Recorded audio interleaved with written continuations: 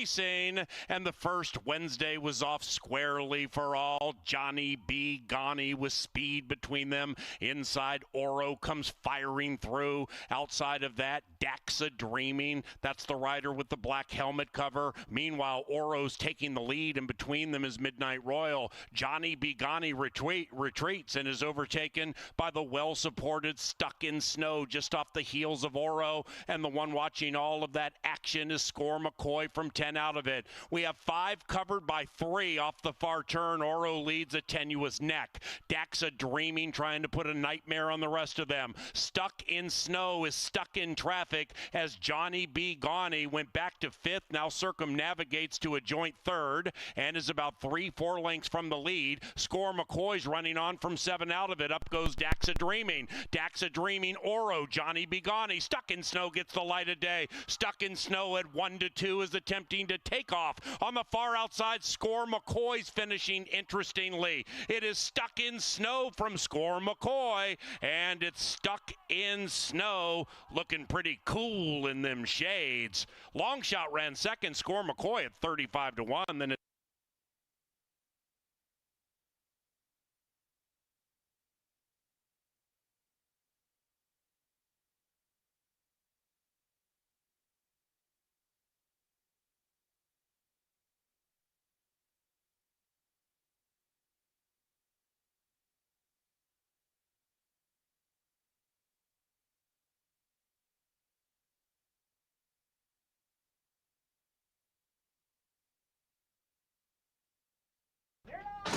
and they're racing. Bodenheimer came out very speedily, and Bodenheimer, the favorite, is in hand and in command by 2 in the early stages. After that, Kids Inheritance on the cut back to the inside of Warp Ride. Outside of them, Yo Dog. Then we come back to Welton in the turf debut, 5 behind Bodenheimer, and about the same distance clear from the white horse, Dr. Perry off the far turn. Bodie shows the way. It's Bodenheimer by 1.5, 2. Hernandez has not asked the 4 to run. Kids Inheritance still plugging away. Yo Dog still wide. Warp Ride still between them. Dr. Perry's running on, and in last is Welton. It's Bodenheimer now getting down to business, and Hernandez took a peek back and sees the challengers about 4 lengths in arrears. It is Bodenheimer looking to win 2 in a row. Kids Inheritance closing fast with Dr. Perry, but Bodenheimer has won 2 in a row. Harry swept the double.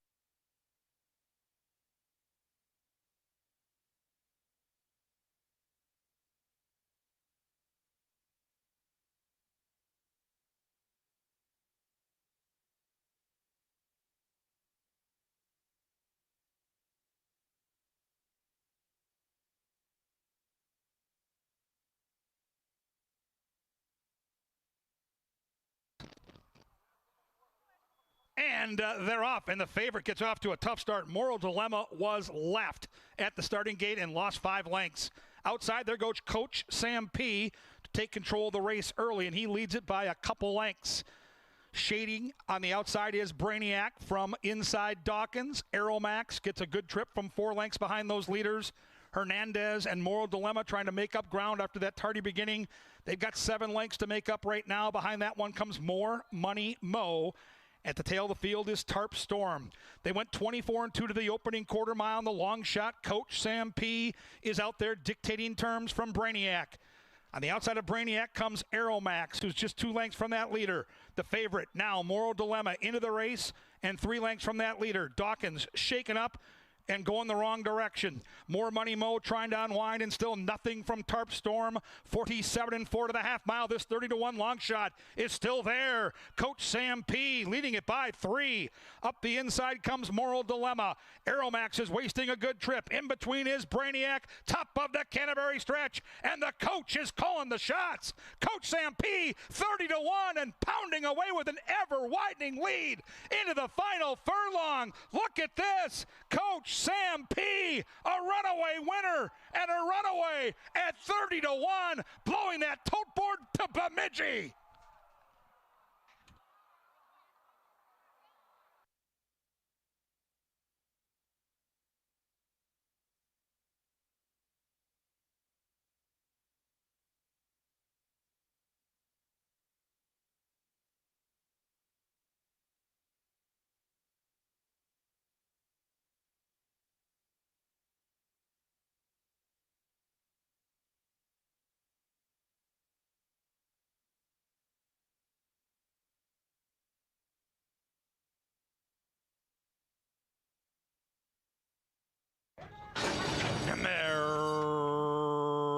racing. Heavenly Deacon was off slowly. Sushi Man heads right to the lead. Sushi Man, the 1-5 favorite on the lead as they corner for the first time. And the bookender, Bears D, very sharp in the early stages. Bears D is about a length and a half behind the hot favorite. Right behind them, we have Latin Force third and 4 out of it, and about 5, maybe 4 lengths clear from It's Miles beginning to advance. It's Miles trapped to the inside. Now about 8, 9, maybe 10 out of it as Sushi Man opens up 3 lengths on Bears D. After that, we come back to Shankopotamus. That one's to the outside of Air Mail Flyer. Around the corner they go, chasing Sushi Man, who's juicy. Sushi is juicy on the early lead. Bears D. Tom Bombadil nearly by 5 from Test Pilot, who's covering up Mulberry Street. Blame Bishop 8 out of it, and about 7 clear from Past the Cat. That one's about 13 from the lead to the outside of Barbieri, who's beginning to run on. Off the far turn, Fausto Da Silva and Tom Bombadil trying to take them gate to wire. Tom Bombadil slowing down a bit, leading it from Test Pilot by 2.5. Blame Bishop running onto the inside. Outside of that, Mulberry Street, Past the Cat and Barbieri have a lot of work to do to chase this white horse, Tom Bombadil. Tom Bombadil slowing down. Test Pilot set to engage. Outside of that, Mulberry Street, Blame Bishop, Past the Cats running on late. Into the final football field. Tom Bombadil refuses to turn back, and Tom Bombadil, handled beautifully, takes them gate to wire at 4.5 to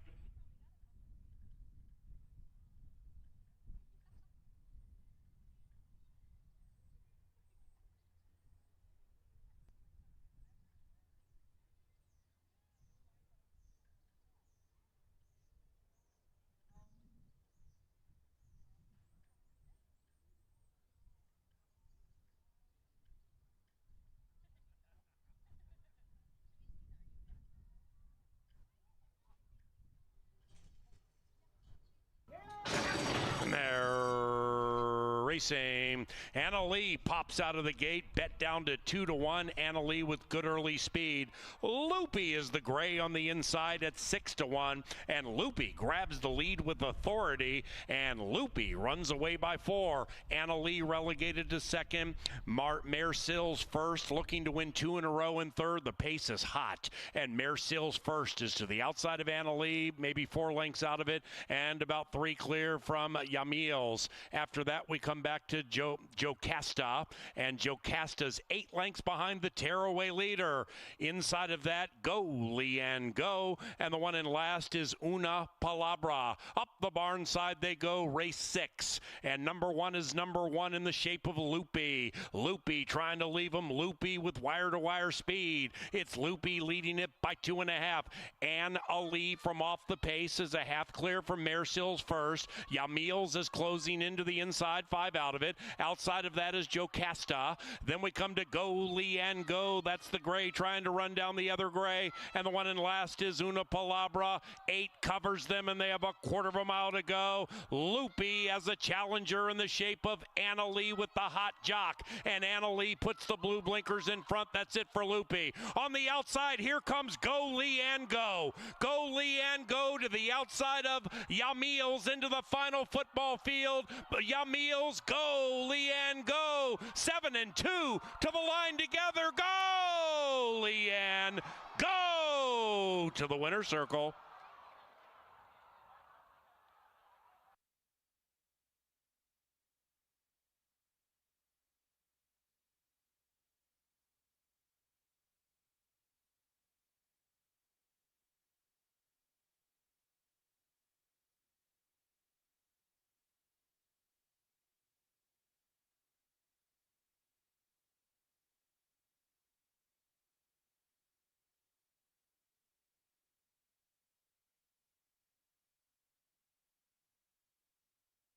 Last year goes in. And there racing. Bad beginning for number 4, Competitive Nature, had to pinch back to last. After that, we go to the leaders, and Flatter Me Baby popped the gate beautifully. Flatter Me Baby leads it by a half from Hote Charlotte, who's also speedy. Pearl Buttons next to the inside. Then it's Wares, Maryland to the outside of Miss Stilettos. They're about 3.5 from a dawdling early pace. Kind Kismet is next to the outside of them for wide around the turn, and Competitive Nature is 8 lengths rearmost after the bad start. They have a quarter of a mile to go, and around about the quarter pole, Flatter Me Baby ahead, badgered by Hote Charlotte to the outside. These two have opened up 5 on everybody else. Pearl Button is third. Miss Stilettos is jumping around into the final furlong. Flatter Me Baby pulls away from Hote Charlotte, and Flatter Me Baby, the people's choice, has won it convincingly. Hote Charlotte second, Pearl Button third.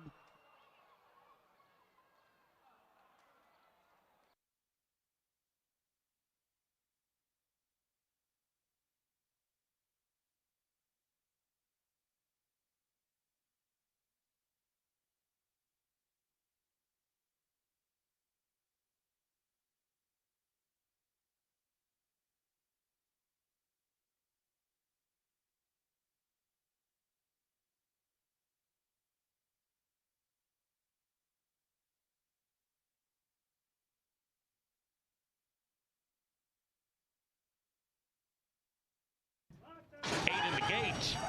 And they're racing in the Northstar State Derby. Great beginning for El Conejo, likewise for EOS Keep Dreamin'. On the inside, JJ Sweet and Sassy is firing. Relentless Deal between them, and outside is Dashing Avery. They dash down to the line. JJ Sweet and Sassy, El Conejo, 2 and 3 in a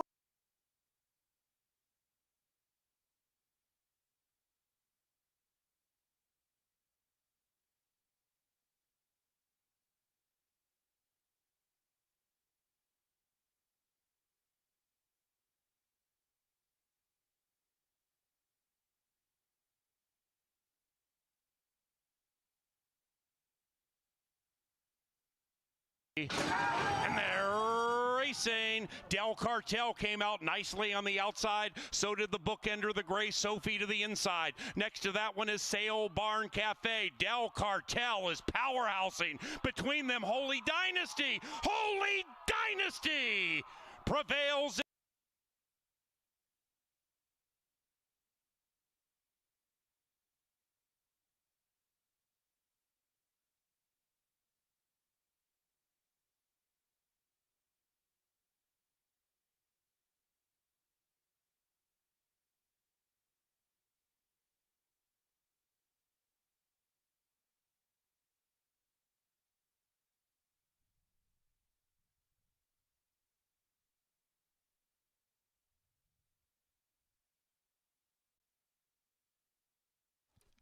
Ladies and gentlemen, please rise as Mr. Paul Quinn leads us in our national anthem.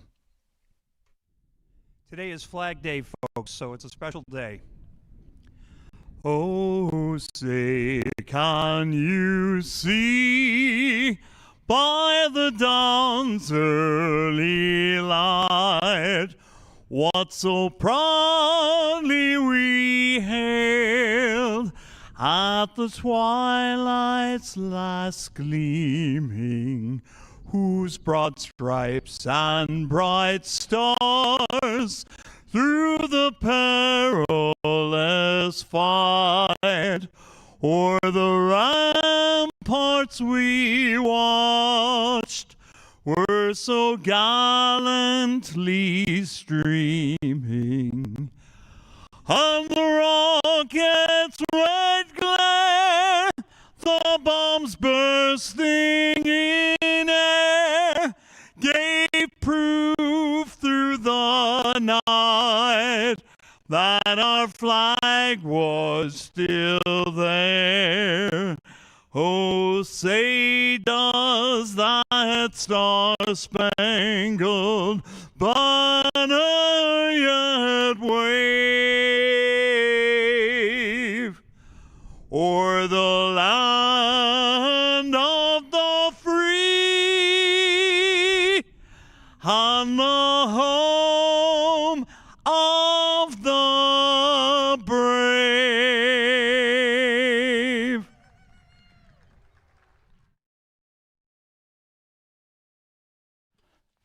Good afternoon and welcome to Canterbury Park here in beautiful Shakopee, Minnesota.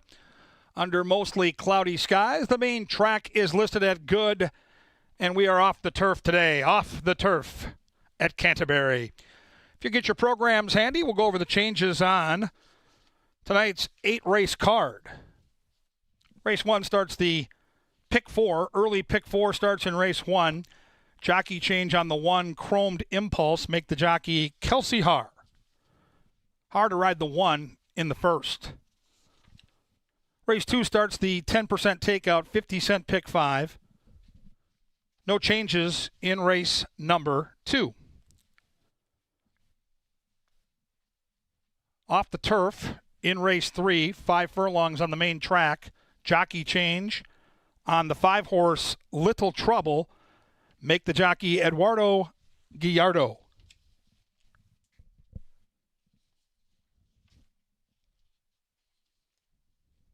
Fourth race offers no changes. Fourth race, free and clear.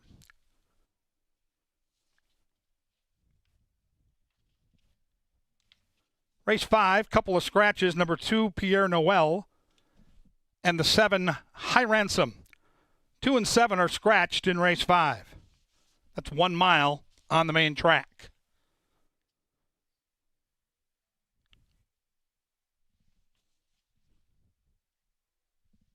Race 6, take out the 3, Deflator, and the 8, Ronimo. 3 and 8 scratched in the 6th. Race 7, 1 mile, main track.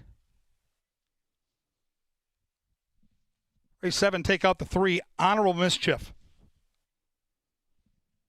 Take out the 3 in race 7. Race 8, jockey change, number 7, She's Just Divine, make the jockey Constantino Roman.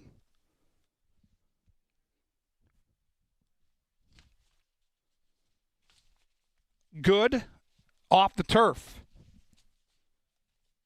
8 races. And everything you need to know is coming up in the TV studio here at Canterbury Park with Jeff Madej and Angela Herman. Well, thank you, Kevin, and welcome to the First Bet Studio. It's a subdued Saturday. We're happy to have you here with us, whether you're watching from afar or joining us on track today. We will have 8 races. We're off the turf, and we also have the barbecue and bourbon event, the Taste of Canterbury, and that's a lot of fun. And I think there's tickets that still remain. You can get them on clubhouse level if you'd like to join in. But great food and even better drink. And it's all presented by a bottle of Maker's Mark right there. Yes, yeah. It's not a full bottle of Maker's Mark, I will say. It's a popular event. Our Taste of Canterbury events. I'm surprised that there are still some tickets left, but it's a great way to upgrade your experience right here at Canterbury. If you are out here, if you're a little hungry and you want to try this, I mean, it's a curated menu that's specifically been picked out to go with some of the cocktails that are also involved in it, and barbecue and bourbon go perfectly on a kind of a chilly night, and you get a nice space indoors, too. You have that whole space for the night, and you can try things at your leisure. You know, you don't have to have everything all at once. It's an event, so enjoy it, and if you do want to get involved, still a rare opportunity, and not many tickets left. All right, just head up to the 3rd level, over to the Triple Crown ballroom, and they will set you up. Now, trainer standings. Jose Silva Jr. on the lead. On the lead and still firing away. I mean, he's got a few horses. I believe in a race tomorrow. I have one of those. It's very hard in some of those races to get around him because, like we talked about before, he has horses that fit these conditions perfectly. And if he can double up with those, it makes it all the harder to beat him. But you can see the trainer standings very tight up top. Tim Padilla just won ahead of Mac Robertson and Joel Byrne. Cody Rosine has started off very fast. And you can see these are not going to get further apart, I think, this weekend. I think they'll all get their share in the winner's circle. Harry Hernandez, our top jockey, he won the title in 22 and 23, rode elsewhere last year, back and right into the winner's circle. Right, and now he has grown that lead a little bit. Of course, he does have a lot of mounts, and he gets horses on the lead, and that's sometimes been the way to be, especially on a wet track. But I actually have another one of these riders involved in my wager of the day. In fact, it's a pickup mount for him, that being Constantino Romano. We'll talk a little bit about that because he has been heating up a bit too. Absolutely, yeah. He was winless for a while, and now he's starting to win and win at numbers. So that's good to see. The money gets spread around that jockey colony. Another rider, Kelsey Haar, involved in a little bit of a flashback to Father's Day 2018. You know, we have a tradition here where Paul Allen and his son Derek, they call a race. Well, they happen to be calling a certain race in 2018, and at that point, an unknown jockey named Kelsey Haar was riding the first horse of her professional career. Let's take a look and see what happened, Angela. That was a day to remember for sure.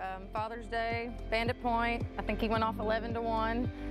Robert chose him for me to ride because we knew he'd be safe, and I'd been galloping him and loved him, so he was the one. And all day I just hoped I didn't fall off. That was the main goal. And man, he ran awesome that day. We had another horse named Hard to Park in the race, and he was trying to run me down late, but Bandit just kicked in. And when we turned for home, I think I actually said, "Let's go, Bandit," and off we went, and he won. And my dad had drove up from Arkansas to be there to watch me, and it was just a great day.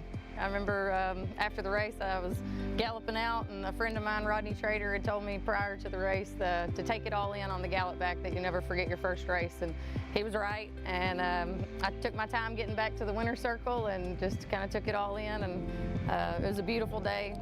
I got back, my nephew was here, my daughter, my mom, my dad, so it was a family affair. And Raymond Har. Have you ever had a better Father's Day yet? No, sir, I haven't. I think Dad was almost in tears. It might have been the first time in my life I saw him almost shed a tear, and he didn't say too much after the race, just congratulations, and he was super proud of me. And we got back to the barn that night, and we had a pretty big celebration, and he had a good time. Yeah, that was quite a memorable day. And now Kelsey Haar, one of the fan favorites, will see her in action tomorrow. It's Father's Day, and it's a food truck festival. All right. I mean, maybe unknown at the time, but if you don't know who she is by now, you're not paying attention. She's a wonderful rider and even better woman. And we do have that food truck festival coming. We do have a very special truck coming for Father's Day, but it's a big hit each year. You know, we have barbecue and bourbon tonight, tomorrow. More variety in all the food trucks. You might recognize a couple of them. There's a very famous one coming, bringing Juicy Lucy's in tow, I understand. And there it is right there. Matt's original, the Juicy Lucy. You've probably been there before in Minnesota. Now it's going to come to us, and that's on Sunday. Yeah, that's fun. Father's Day is a great day at the track, and Paul and his son Derek Allen, they'll call a race again.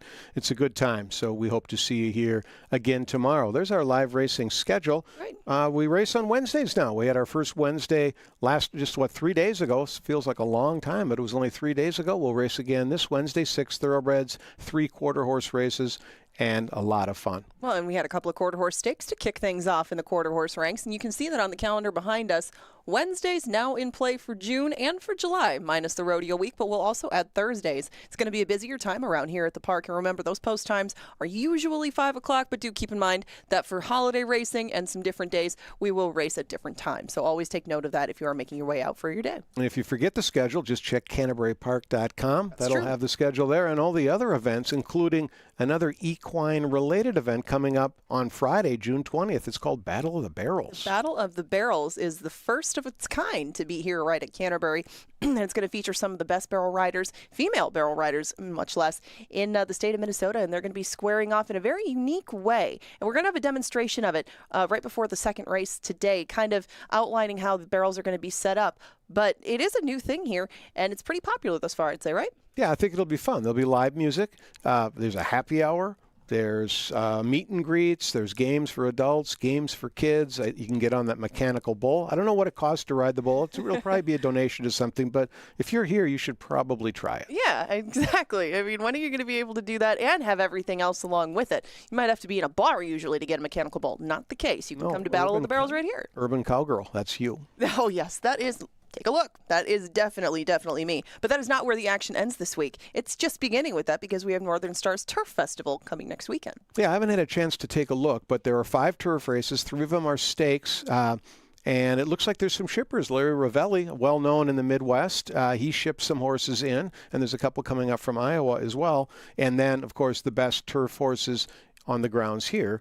And it's going to be, it's a lot of money. It's a great race card. I just looked at the numbers and looked at the names. I haven't really dived into it yet, but I plan to, and I think you should too. Well, I'm definitely going to be diving into it, and I mean, we knock on wood. It is a little bit chilly tonight. Next weekend, already looking much warmer, much better, and perfect weather for turf racing. Right, Lady Canterbury, that's the headliner. Yes. That's the centerpiece like it is each and every year. Mm-hmm. Now, if that wasn't enough, I mean, Sunday on June 22nd, Basset Hound Racing, the floppy ears and all. More, yes. We have barrels, we have bassets, we have turf racing.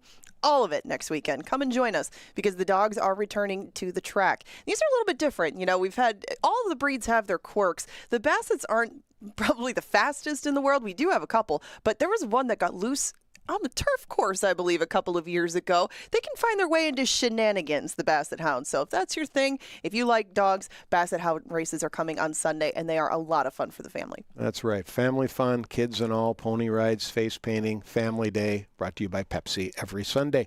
And every race day, starting in race 2, is our 50-cent pick 5 with the world's lowest takeout of 10%. Yes, yes. In the Milky Way, if you were looking for lower takeout, you will not find it. That starts in race number 2. It's a 50-cent minimum wager. Encompasses races 2 through 6 tonight. Do make note of some of the changes in there. Not as many as maybe I thought there would be, and it makes for an interesting sequence. I had a bigger ticket at first, just one scratch in it, but both Kevin and I will put one together. Remember, it starts in the second. You can go with an economy ticket. You can make it as big as you want, but the payouts have been generous. And remember, race 2. Absolutely. Thanks for joining us tonight. Up next is Today at the Races. It's brought to you by Touchdown Tile. It's right near the paddock, and it features Kevin Gorg and Paul Allen. Do join.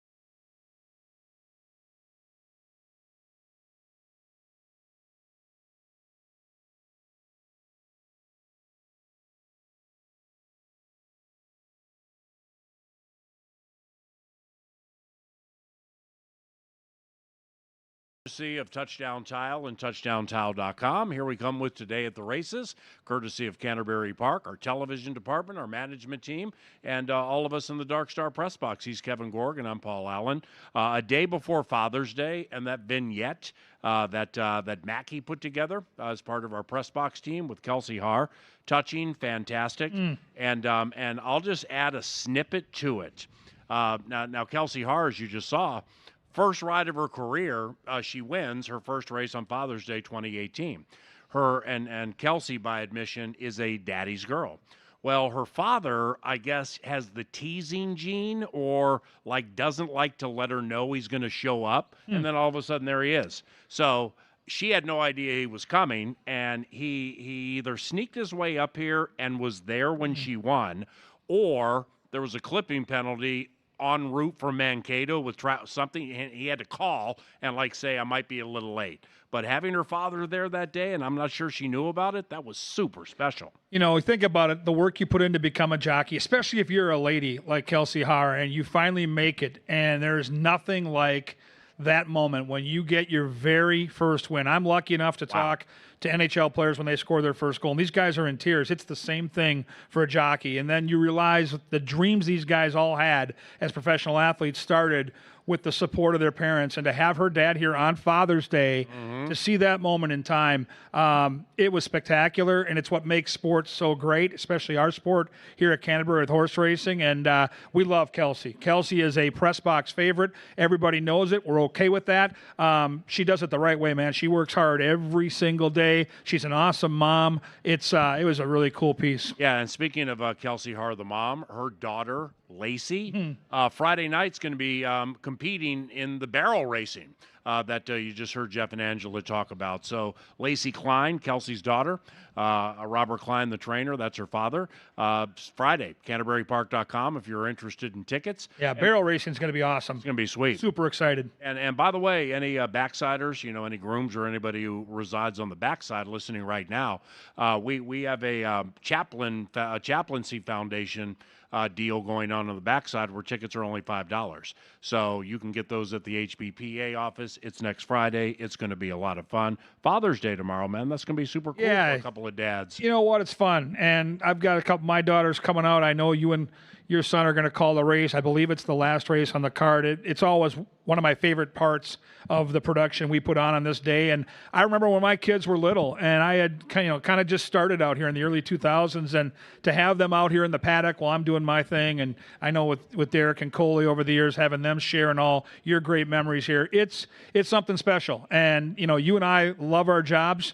But all this doesn't come close to how we feel about our children. So tomorrow we get to celebrate that, be a dad, and have everybody out here having a good time. Yeah, and that Kelsey Haar win that you saw, that was 2018. Yeah. And my son Derek was 18 years of age at that time, Kevin's surrogate nephew. And a month before that day, Derek came up to me and said, I want my Father's Day gift for you to be me co-calling a race with you from the winner's circle.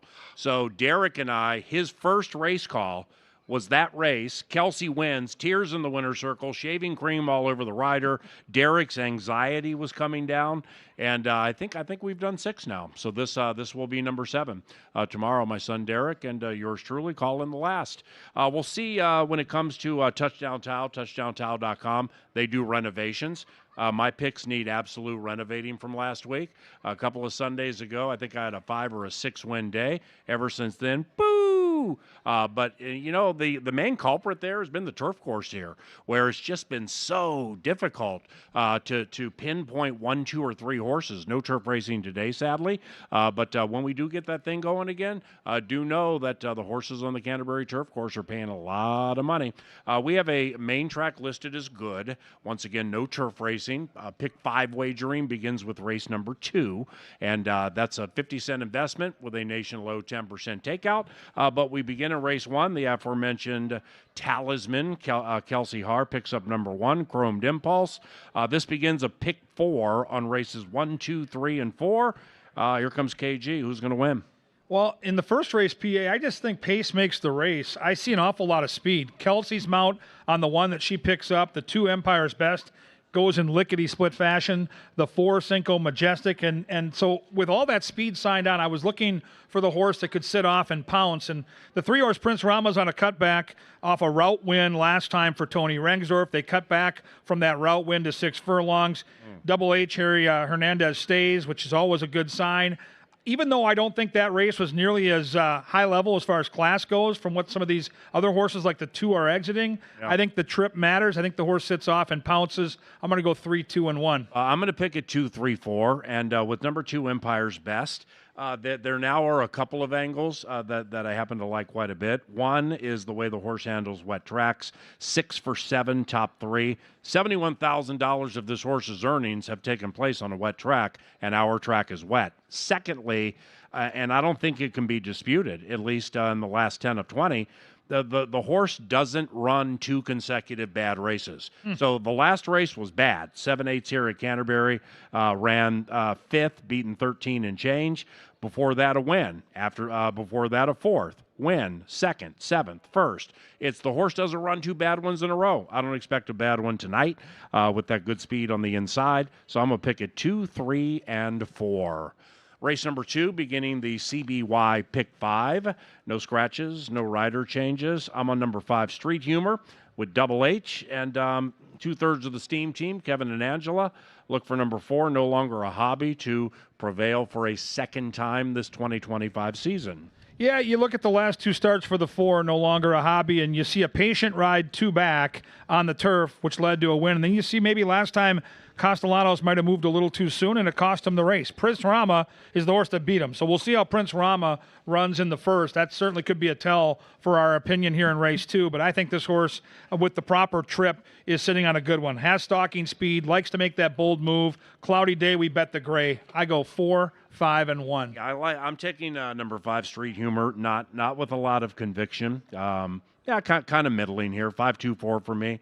I'm going to go 5-2-4. But with Street Humor, it's just the company the horse has been keeping is just better than this. Going back to late January of this year, where the Turf Paradise circuit at times is up, times is down. Same thing as here. They're not dissimilar. So therefore, that $8,500 claiming win there, I think, is more indicative of what the horse will face today. So I'm going to try that with a little bit of a class plunge here. Leading Jockey Astride. Handsome Harry looks to win 2 in a row. I'll take that one second. And No Longer a Hobby third. Catholic Guild also looking to win 3 in a row. That's the one. That one will take a lot of action. 5-2-4 for me.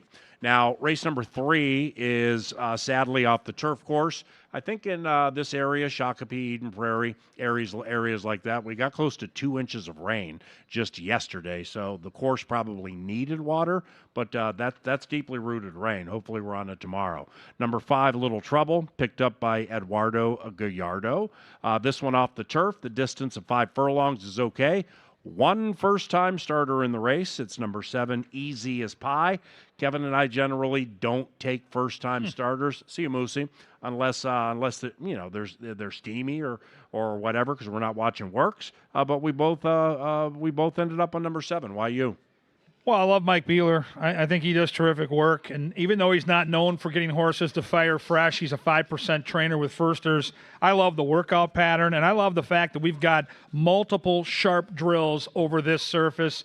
I love that 47-1 breezing, second fastest at that distance that particular morning. Again, Double H, man, this guy is well mounted. He's live every day, every race. I trust him. I trust Beeler. I'm going to watch the tote board PA. I think this horse needs to take some money. This horse drifts up over 4-1. I will probably temper my affection, but I think the horse gets bet. I think the horse is live. 6 is the horse to beat, no doubt. Speed, proven, best speed figures.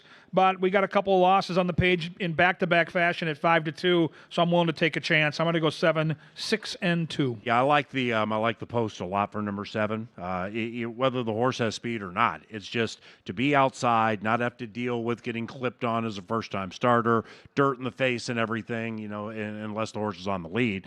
Out there in the clear, I think generally speaking, in a smaller field or a middle-ish field is kind of where I would want to be at least. Now I pick at 7-6-1. 7-6-1. Who does the paddock handicapping for race 3? You or Angela? Angela. Okay, good.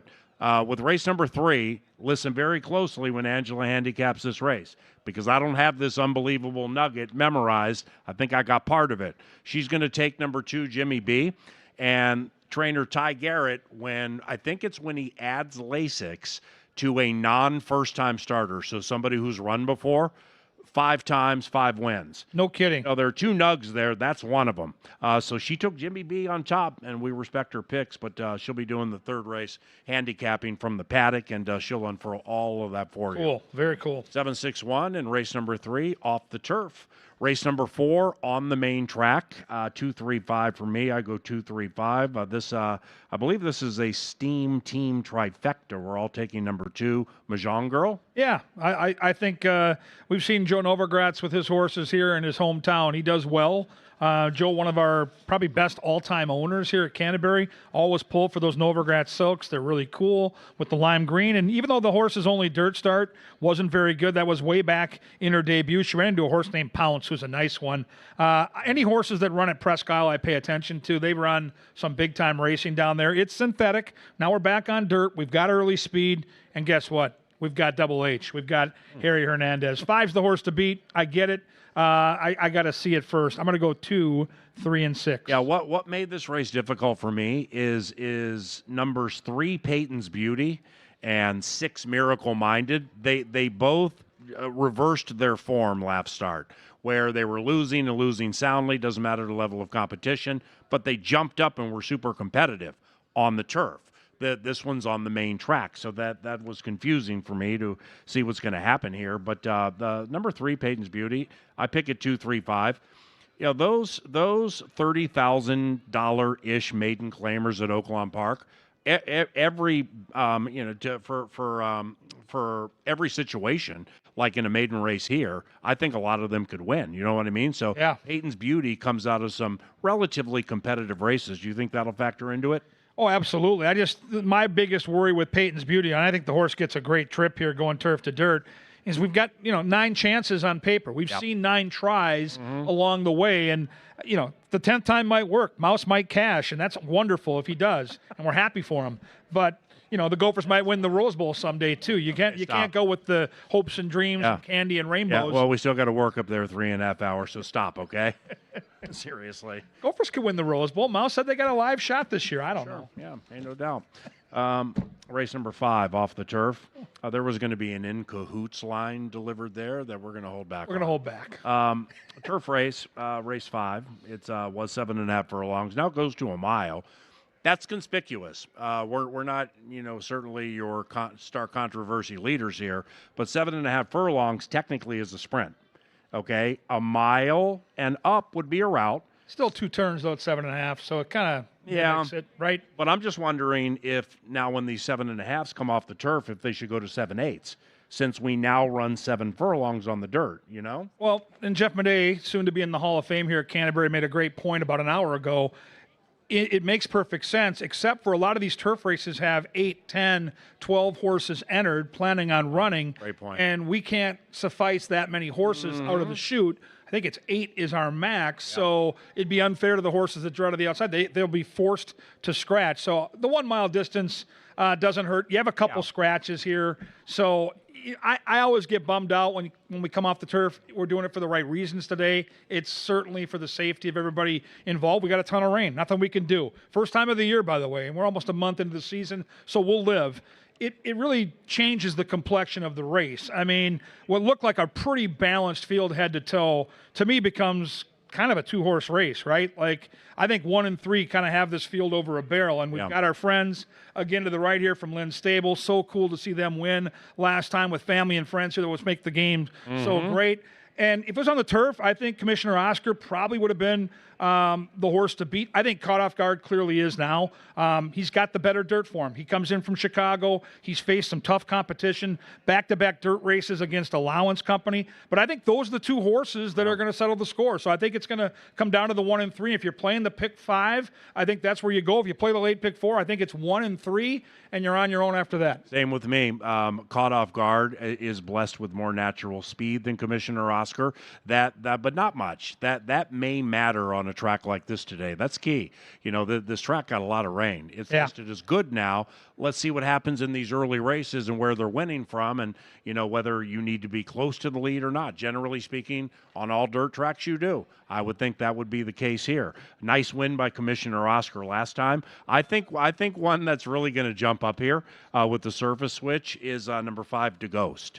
DeGhost 0 for 6 on the turf, hasn't even finished second yet. Now we're looking at 3 for 23 lifetime, but this one's bred really, really nicely for a wet track. And I think the second off the layoff on a dirt track, I think is really going to favor DeGhost. So he could jump up for your trifectas, exactas, or maybe even win it. The surface switch has opened it up a little bit in the estimation of us. Race number 6 begins the pick 3 on the final 3 live races. If you guys weren't here last week, we do race on Wednesdays now. We started our 3-day-a-week racing schedule last week. So Wednesdays at 5, then Saturday at 5, and Pepsi Family Day every Sunday at 1. Race 6, the aforementioned 7-furlong distance. Scratch Flatey. Number 3, Deflator, has been scratched, and scratch number 8, Ronamo. Number 6, Mr. Fabricator, is looking to win 4 in a row, so clearly he's super sharp. He's jumping up in class, which I think is going to make a difference here. So I'm going to try to get a little sneaky here at 9-2 or above with number 7, Sensical. Kevin likes number 1, Browntown. Angela's on number 2, Triple Pass. So we only have 6 battling in here, but that should be an indicator. It's kind of wide open. Yeah, it's a really good betting race. I like race 6 an awful lot. Mr. Fabricator's going to have to prove it to me. These are deeper waters here. He's the speed of the speed. I think 4, Crocodile Hunter, will keep him honest. And I think the inside 2 are going to get a great trip. You're going to see those front markers go out there, probably battle, and now you're saving all that ground inside. I think Browntown, who did all the dirty work last time, that second quarter mile was 23-2. He went way too fast and had every right to get a little tired late. I love the cutback. I love third off the shelf, Double H. I'm going to send it in. My strongest opinion on the card is race 6, number 1, Browntown. I go 1, 2, and 4. 7, 1, 6 for me. I don't know if it's the Shaka Pierre, if it's the surface, whether it's fast or sloppy, but Sensical came here 2 times last year. They didn't make him favored the first time. He made everybody pay by 6 and change. Then, after that maiden race, he ran in a $30,000 allowance race. 6 of them in there. He won that one easily at 2-5. So Sensical's undefeated at this course. Now, he's coming from Prairie Meadows, where he just won. He tries to win 2 in a row. Carlo Lopez went down to Prairie Meadows to ride him and comes back to ride him here. So Sensical is sharp, and I like that striking post at this distance if you have a little bit of early speed.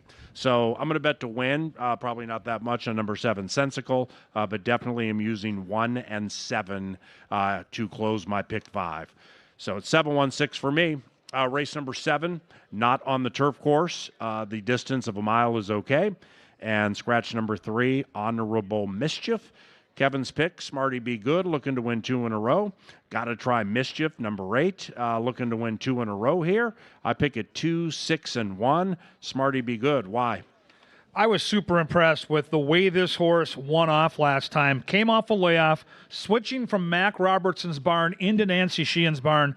And, boy, she did a remarkable job of having this horse ready to go right off the bench on May the 31st. Now, that was 5 furlongs. That was on the turf. We are stretching out to a mile. But you have a horse that ran a pretty good race at this distance here at Canterbury last August. And I think this horse is sharp right now. I like the way the horse leveled off, galloped out, looked awesome in the stretch. De Silva stays, second off the bench. It's a bit of a guessing game in this race. There's not a lot of proven, like, okay, I can lock in on this. I thought this was a tricky race. I wanted to at least to get a fair price. 7-2 on Smarty Be Good for me. The 2 is the horse to beat, no question. I go 5, 2, and 6. 2, 6, 1 for me. Now, this may bring up, tap into a sore spot for beloved KG and yours truly, of course. Now, speaking of rides, number 6 up on the edge. Alonzo Quinones could not have ridden that horse any better last start at 11-1. That's probably my best, like biggest win opinion I've had all season. Of course, the horse ran second. We're like 11-1. You bet the horse to win too, right? Yes. Yeah, with a football field to go, we were a cinch. I could not believe it. Unbelievable. But Leslie Mowing, that Maresill horse. Kept going. Yep, just kept going and kept going. So yeah, I bet that horse to win 11-1, just like you. But the bottom line up on the edge, who I took second, is sharp right now and gets Double H here. I'm going to go with Hattie Bloom, last seen late last year at Churchill Downs. In running here at Canterbury, we only have one victory. It was the Maiden Breaker, but it was a money-making season here for Hattie Bloom at age 3. Most of it on the turf. This is on the main track. Has a second on the main track, some tactical speed. So I like Hattie Bloom. I think this one might get a little lost in the wagering if you're thinking about win wagers. 2, 6, and 1. And the eighth race, final live race today before Daddy's Day tomorrow. Number 7, She's Just Divine, is ridden by Constantino Roman. That's a rider change there. 7 Battle, I'm on the 5. Ange is on the 7. kgs on the 1. Sioux Revenge, obviously hearkening to North Dakota hockey days, right? No question. And I'm not a North Dakota guy, but we have some hockey fans here. I'm a St. Thomas guy, Roll Toms. I love Zach. That's great. I like this horse. This horse had a really tough debut. Squeezed at the start. How Scampy happy. Love the workout since. And I love that a trainer like Mac Robertson has a horse that clearly ran a bang-up race on grass, and now he ships here and we go to the dirt. He knows a lot more about the horse than we do. I'm going to trust the Hall of Famer Mac Robertson. And, oh, yeah, I've got Harry Hernandez on a big day today. He'll ride this one into the winner's circle. I've got a crooked number for Double H. Just don't know how big that crooked number is going to be. 1, 2, 5. 517 for me. Meredith, first-time starter for Mac. So I got a couple of first-time starters today. All right. When's Father's Day begin? Just kidding. Meredith, 9 to 2 on the morning line, cost $35,000. Workout pattern is good. The McGowan group wins a lot. Max HOF. And, when Victor Santiago hasn't won a race yet at Canterbury, I hope he wins his next 5. It's nothing personal here. We've just, as Kevin would say, we've seen this movie many times over the years. Mac has access to any jockey he wants, probably. And when he puts some of the more nondescript riders on, price generally stays pretty good, and they generally win by 2.5 lengths. Remember the Nick Goodwin steam on first timers? There was a summer here. That was unbelievable. Where Mac rode Nick like 4 times in an entire summer, all first timers, because Nick would be racing in the morning, working the horses out. And all 4 won, and they all were prices. To your point, they didn't get bet because his go-to rider wasn't there. It was so sneaky, and it took us longer than it should have to figure it out. 517 in the lucky last for me. Hey, for those of you we won't see tomorrow, happy Father's Day from all of us here at Canterbury, including a couple of dads, Kevin and yours truly. Nice. Very, very special day tomorrow. We start at 1 o'clock with food trucks. And on behalf of our television department and Kevin Gorg, thank you very much for joining us at CBY. Kevin will analyze them and give you the power play. I'll call them for you and relegate myself to becoming the chaser at the end of the evening. Yes. And hopefully we all can win together. Thank you very much for coming out. Have a good day. Awesome.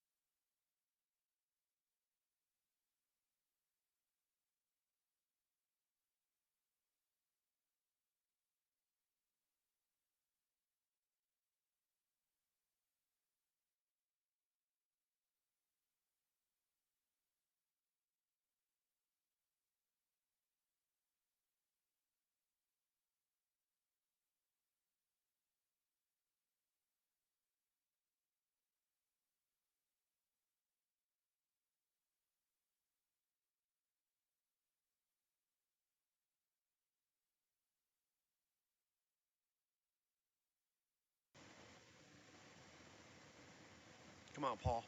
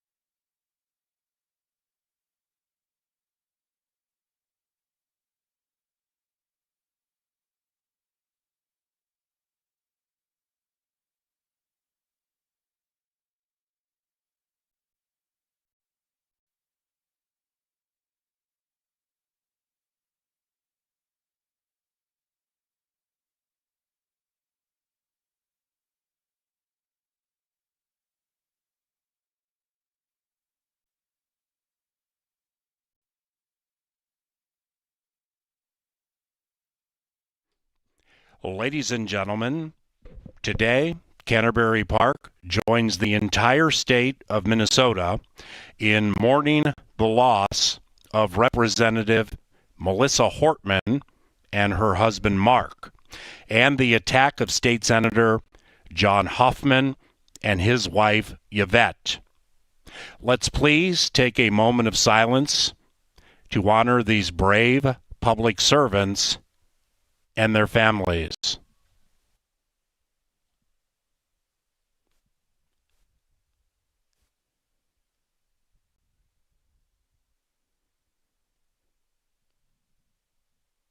Thank you.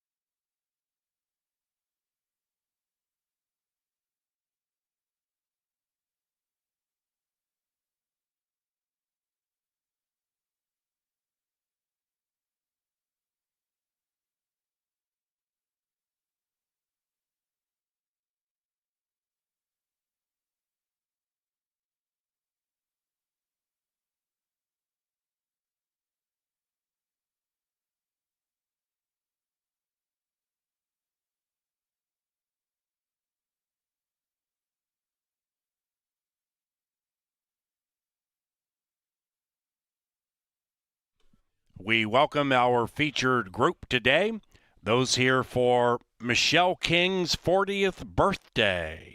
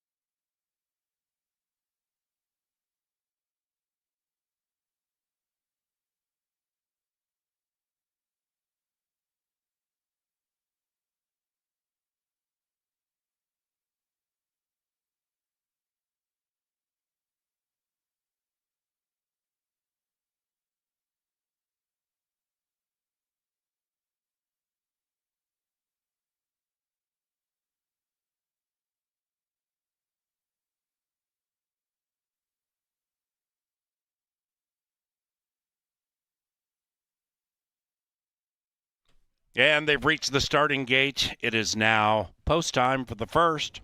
A Saturday racing is provided by Appalatos, Tri-State Bobcat, Jim Beam, John Deere, Quick Trip, Race 1 by Loeffler, Maker's Mark, Minnesota Lottery, Anheuser-Busch, and Pepsi.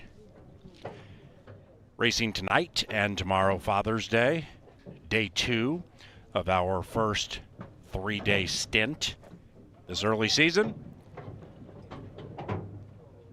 And the six-pack is ready to pop. And they're racing. Saturday began spectacularly for all 6, specifically Cinco Majestic from the 4 spot. Fires out of the gate, takes the lead by a length and a half. Chromed Impulse was in there tightly, just to the inside of Empire's Best, and after that is Prince Rama. After that, we come back about 4-5 lengths to Palace Kitten. Palace Kitten is 8 lengths from the lead, and to the inside of Storm in Hong Kong. Into the far turn they travel. Cinco Majestic, Empire's Best, giving his best to the outside. Empire's Best hooks up with Cinco Majestic, and they're locked in battle around about the quarter pole. 5 to the good of Chromed Impulse. Prince Rama 8 out of it, shoved on but running on. Then it's Palace Kitten and nothing from Storm in Hong Kong. Empire's Best puts those green blinkers in front and kicks clear. Empire's Best in ever widening 3, unless Prince Rama kicks it into gear and tries to run him down, but it's too late. Empire's Best gave his best, and everybody else had to settle for second best. 2, 3, 4 in race 1.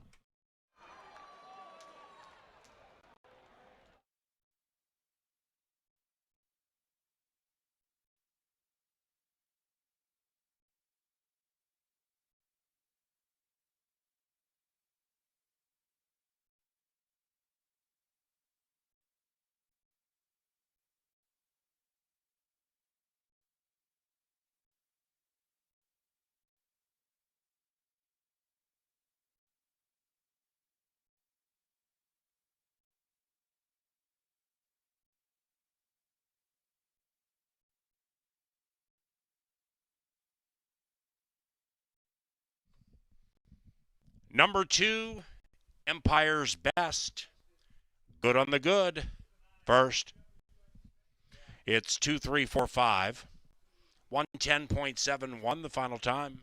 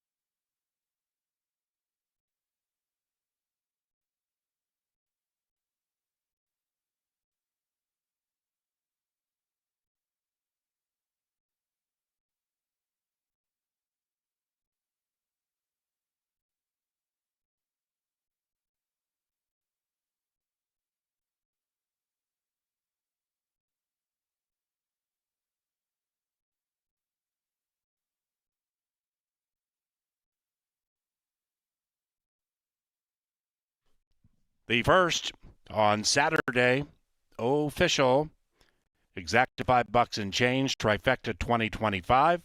First superfecta $4 and change, race number 2.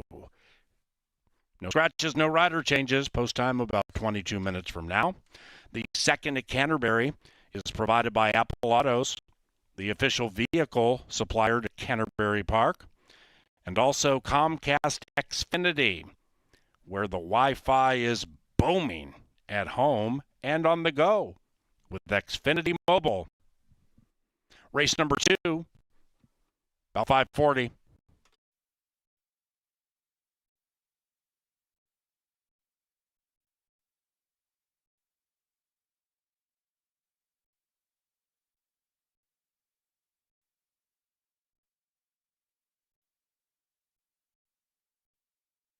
And into the winner's enclosure, Empire's Best and Ezekiel Lara. The winning owner, Jimmy Roberts. And the winning trainer, Joe Blair Roberts. Attention horsemen, we have a bell in the winner's enclosure.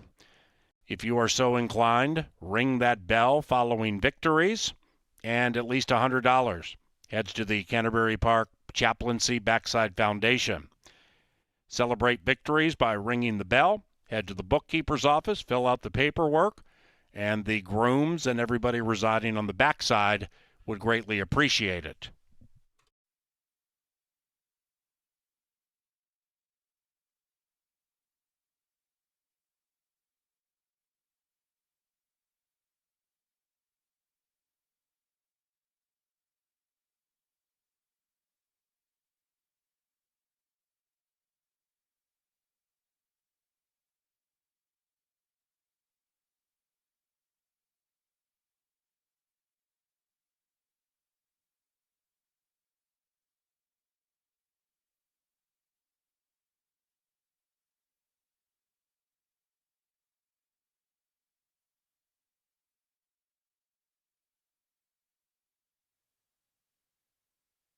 Is ready to pop, and they're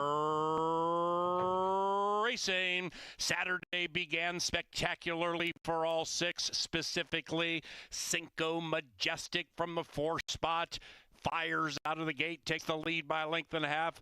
Chromed Impulse was in there tightly, just to the inside of Empire's Best, and after that is Prince Rama. After that, we come back about 4 or 5 lengths to Palace Kitten. Palace Kitten is 8 lengths from the lead, and to the inside of Storm in Hong Kong. Into the far turn they travel. Cinco Majestic, Empire's Best, giving his best to the outside. Empire's Best hooks up with Cinco Majestic, and they're locked in battle around about the quarter pole. 5 to the good of Chromed Impulse. Prince Rama 8 out of it, shoved on but running on. Then it's Palace Kitten and nothing from Storm in Hong Kong. Empire's Best puts those green blinkers in front and kicks clear. Empire's Best in ever widening 3, unless Prince Rama kicks it into gear and tries to run him down, but it's too late. Empire's Best gave his best, and everybody else had to settle for second best. 2, 3, 4 in race 1.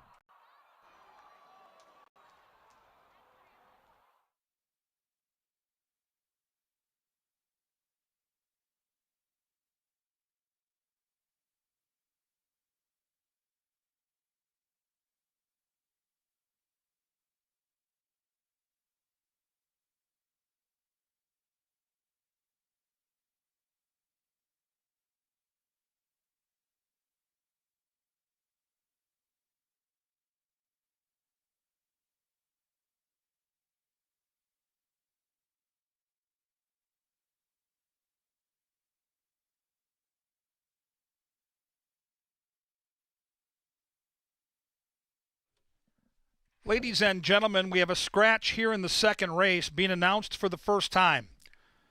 Race 2, scratch number 1, Catholic Guilt. Race 2, scratch the 1, Catholic Guilt. There'll be a refund in the daily double. You'll get a consolation double if you had the winner of the first, 2 Catholic Guilt in the second. That'll be cashable after race 2.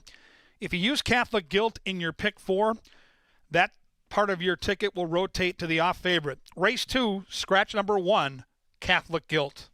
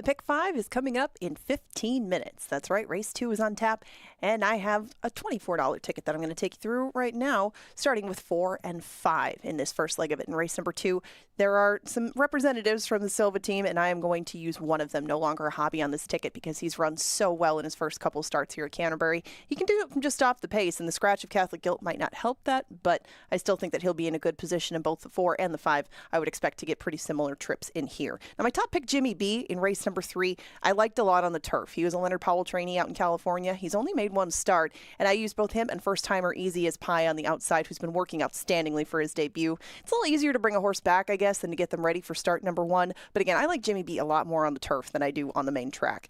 Mahjong Girl is my top pick. The whole Steam team has her on top, and we go 2-6 in that third leg of this in race number 4. I just went 1 and 4 in the fourth leg of it. A lot of us like Caught Off Guard too, and the scratches in there should definitely help the rail running Caught Off Guard to use his speed. Maybe take that field all the way. That would be ideal for me. Now 1, 2, and 7 round out this ticket for me. That's a little bit more difficult race in race number 6. My top pick in there is Triple Pass, but Browntown on the inside and Sensical might have more speed than he does, and that could put him in a compromising position, but all 3 of them are on this ticket. But for more on this pick 5, for more on race 2, Kevin Gorg is in the paddock. Affordable, very affordable ticket. Nice job, Angela. And a significant scratch here of Catholic Guilt. Really does change how you handicap the race with that inside speed scratching. 5 horses left in the gate, and the decision that the gambling patrons are going to have to make is how deep do they go on the pick 5. On my ticket, I'm only using a couple of horses. My top 2 picks are the 4 and the 5, but there's a case to be made for everybody in this race. Let's handicap together on this cloudy Saturday afternoon. Number 2 is Handsome Harry. De Silva gets the call for Jose Silva. 30% connection. Boy, in the game of horse racing, if you see a jockey that wins 10% for a trainer, that's kind of the benchmark. Triple it when this guy rides for the Silva barn, and the horse loves Canterbury. 6 starts on our main track with 3 wins, including a 1-for-1 record on a wet track. So there are certainly some positives for Handsome Harry. He figures to get a good stalking trip on the stretch out off a win back opening weekend at a shorter distance. Number 3 is Calzone. Leslie Mowing for Lynn Rarick. The jockey has brought in some prices here early in the season. Good to have Leslie back with us here at Canterbury. The horse has not raced since February, and he's 6 years old. So, you know what? If he beats me, he's got some back class, and it certainly is within the realm of possibility. If he does, my pick 5 ticket will be over, and I'll tip my hat to Calzone. My top pick in the race is the Big Gray, number 4, no longer a hobby.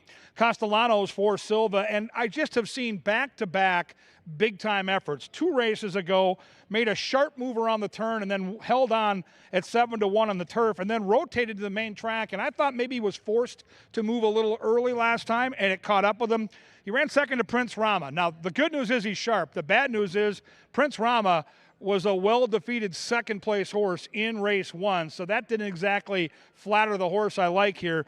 But with the scratch of number 1, this horse figures to get a really good trip on or near the lead, no doubt about it, so I'm going to try no longer a hobby. The horse to catch is the horse to beat, and that's number 5, Street Humor. The scratch probably helps him more than anybody else because now he might be left on the front end to himself. He's on a class drop. He's got our top jockey, and he's trained by Esteban Martinez, who's been off to a good start. Paul Allen has this horse on top. PA looking to sweep the double with the speedy Street Humor.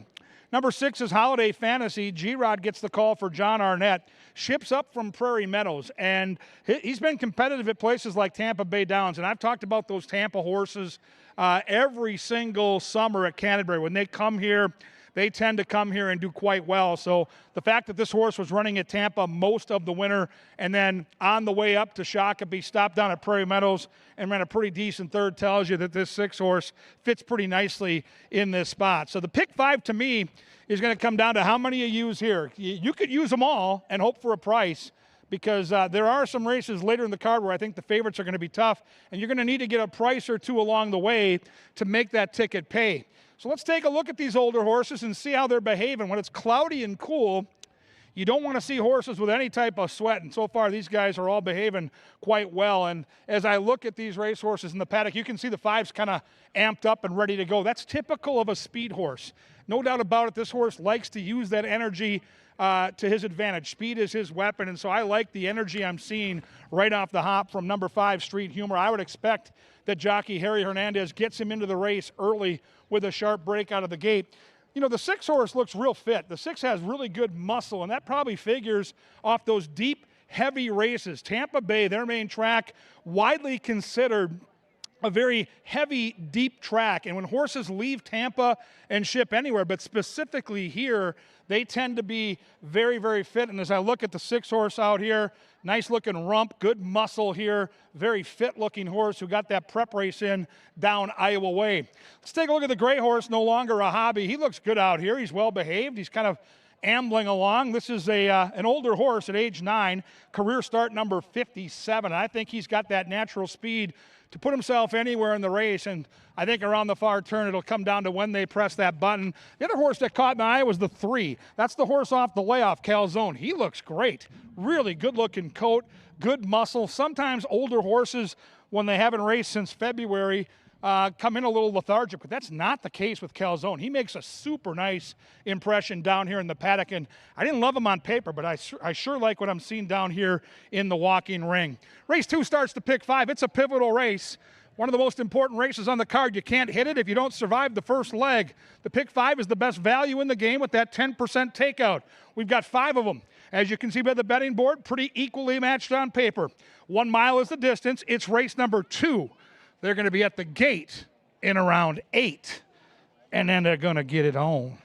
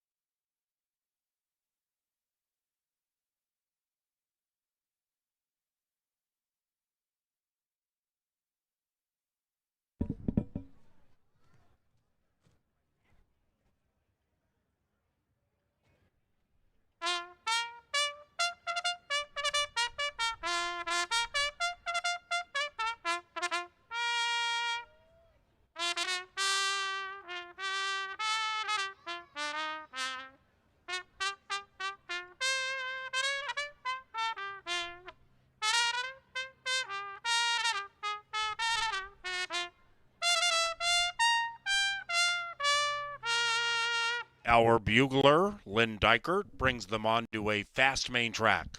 Main track fast for race 2. 50-cent pick 5 wagering. 6 minutes from now, scratch number 1, Catholic Guilt. Number 1, Catholic Guilt out. Race time 5:40.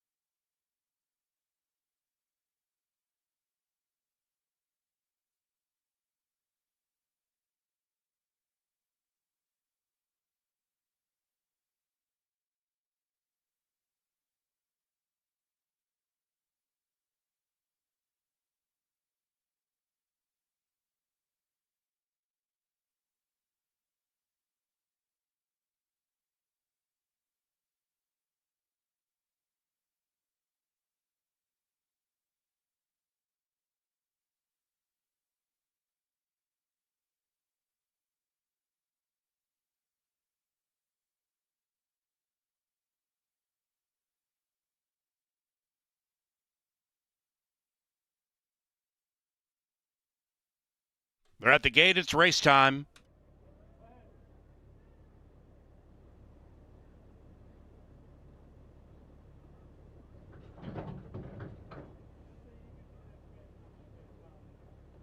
Relegated to a quintet.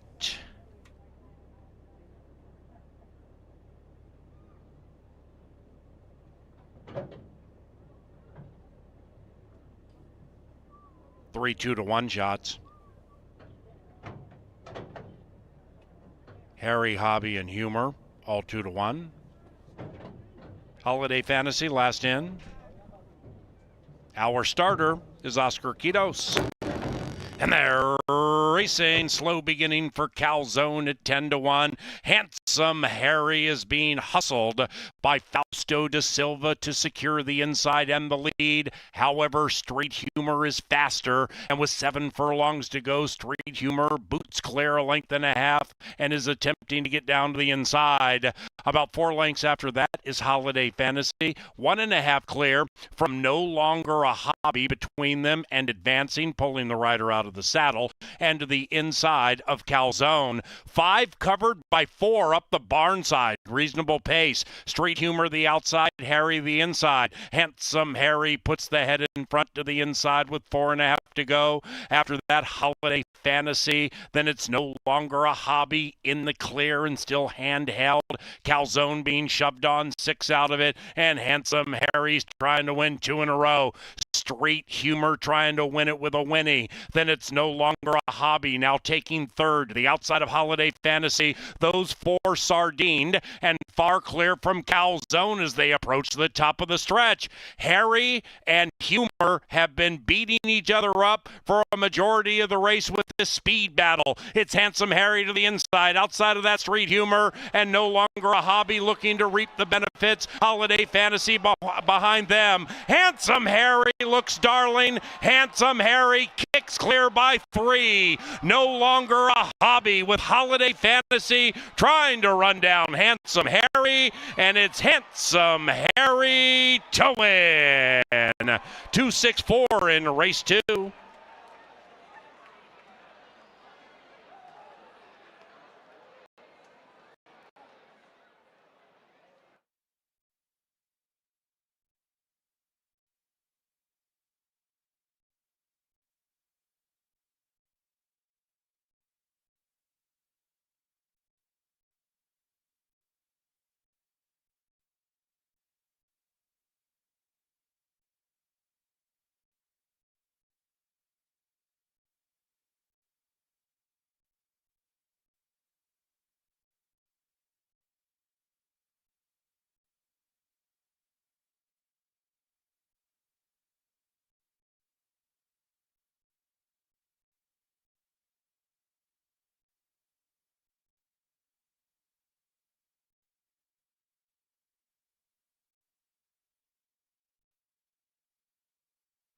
Number 2, Handsome Harry first in 138.93.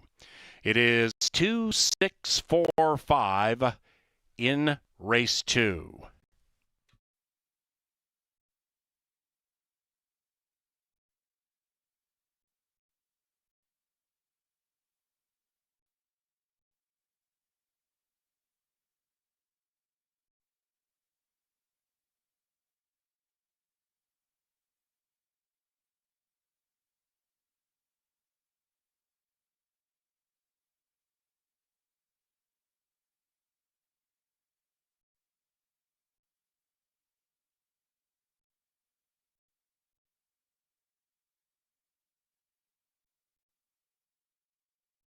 We had a claim in race 2. Stand by.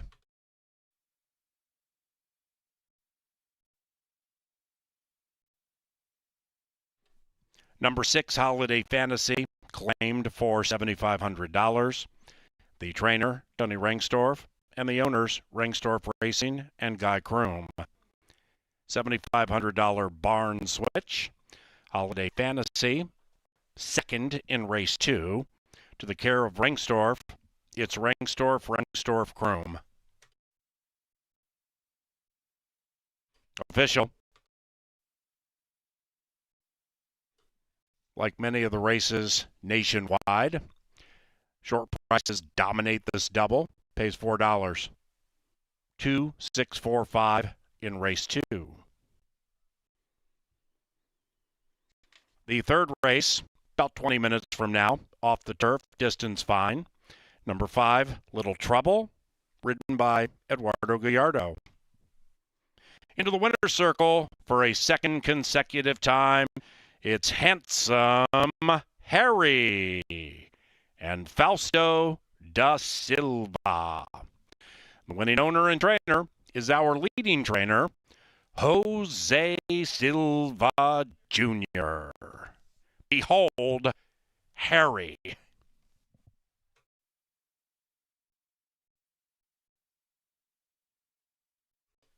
The third race provided by Anheuser-Busch. For every 16-ounce can of Budweiser purchased here at the track, $1 is donated to the Folds of Honor Foundation, benefiting families of America's fallen and disabled veterans and first responders. Thank you for standing with us in support of our heroes and their families.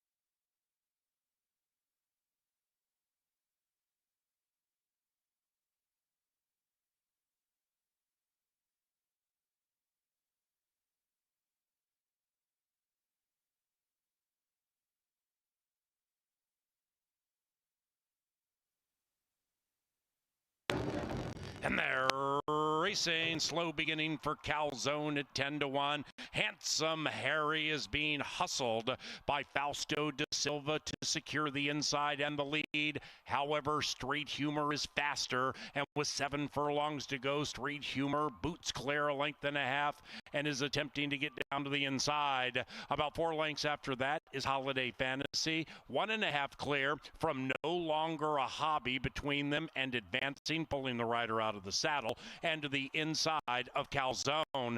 5 covered by 4 up the barn side. Reasonable pace. Street Humor the outside, Harry the inside. Handsome Harry puts the head in front to the inside with 4.5 to go. After that, Holiday Fantasy. Then it's No Longer a Hobby in the clear and still handheld. Calzone being shoved on 6 out of it, and Handsome Harry's trying to win 2 in a row. Street Humor trying to win it with a whinny. Then it's No Longer a Hobby now taking third to the outside of Holiday Fantasy.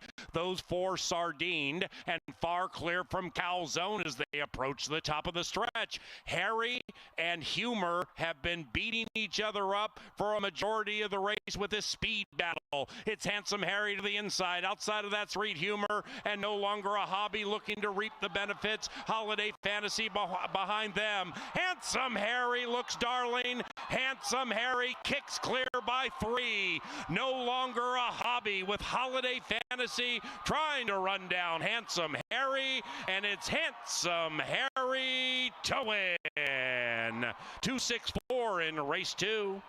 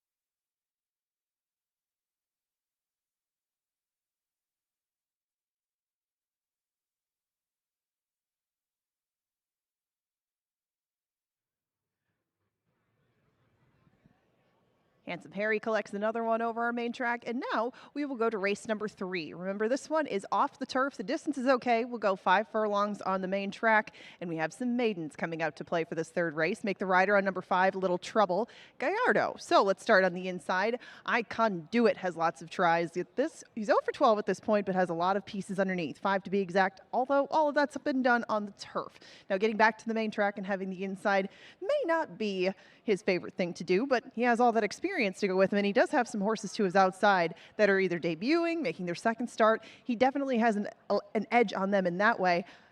I think this horse might get stuck kind of on the inside because he's usually in a second or third position.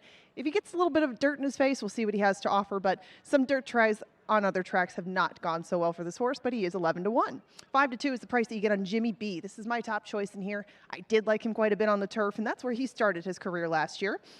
He did that as a 2-year-old, but he did so at Santa Anita. Not an easy place to get your feet wet. He was 24 to 1, but they're going to put Lasix on him. They've let him grow up a little bit. I wanted to get a look at him down in the paddock. He is a nice-looking horse, and Jimmy B is bringing some speed to the table, too. You can see some of those works. They're up to 5/8. That last one was the quickest of them all, though, and I think that this horse even though he is coming back to the races off a long rest, I think that he'll show more speed, I'm sure, in this spot. We'll see what he has to offer on dirt now that he makes his first try over that surface. El Encanto next door has done most of his running on the dirt, and he has shown speed. This is definitely one that I would move up in taking things off the turf. And right now he's 9 to 1. El Encanto has shown that pace lately, just hasn't had the sticking power, but he is back in this maiden special weight category on our main track, and he's only done that once. That was last year. He did show some wheels early, but maybe he's grown up a little bit. The son of Attaboy Roy is 4 now, and he, like the rail horse, has a lot more experience than some of the other horses that are taking money in this spot. Work Boots is a new gelding. This is start number 6 for him. He's going to step back up to maiden special weights. Last summer when we saw him make his first start, that was where he was, but he was also on the grass. He didn't break very well that day, and it was just a pretty typical first time out. That's okay. He's learned a lot since then, I'm sure, and he's shown more speed too. You get a decent price with him at 6 to 1, and Work Boots is an interesting item now that they are on the main track. Little Trouble has only tried the main track, but did so in Delaware. There's some speed from this one, and remember, Gallardo will be aboard him. This is his first start as a 4-year-old. Little Trouble is 10 to 1, not a price you often get on the Mac Robertson barn, but here we are, and Little Trouble, with those good breaks that he's had in his last 2, could be in a forward position, I think, probably throughout. 10 to 1 probably won't last, but for right now, that is good value. Big Stetson is making start number 4, and I actually saw this horse in his second start. Big Stetson made a good run that day. He was on the pace the entire way, did all the dirty work, and of course, it was in the midst of March Madness, and Gonzaga came and got him, but Big Stetson still has run a couple of races that would be very competitive in here, and he is taking a lot of money as a result at 7 to 2. All the money, though, early has gone to the outside runner, the very speedy-looking Easy as Pie. Easy as Pie's dam won her first 2 starts. And, you know, they don't debut too many horses up here, especially at an older age. A lot of them make their debuts at 2. He's starting out at 3, and he's still starting out in a maiden special weight, and he has Harry Hernandez on board. Lots of good indications for this one, lots of works in his history, and he finally gets to hit the track today, and Easy as Pie is your current 9 to 5 favorite. They're heading out to the track for the third, but still, lots of activity to come beforehand. The wagering menu consists of win, play, show, exactas, tries, supers, doubles, and pick 3s. The third race is going to go off in 9 minutes. There's the grid of selections as they head to the track. But Kevin Gorg awaits to give you his power play for Saturday.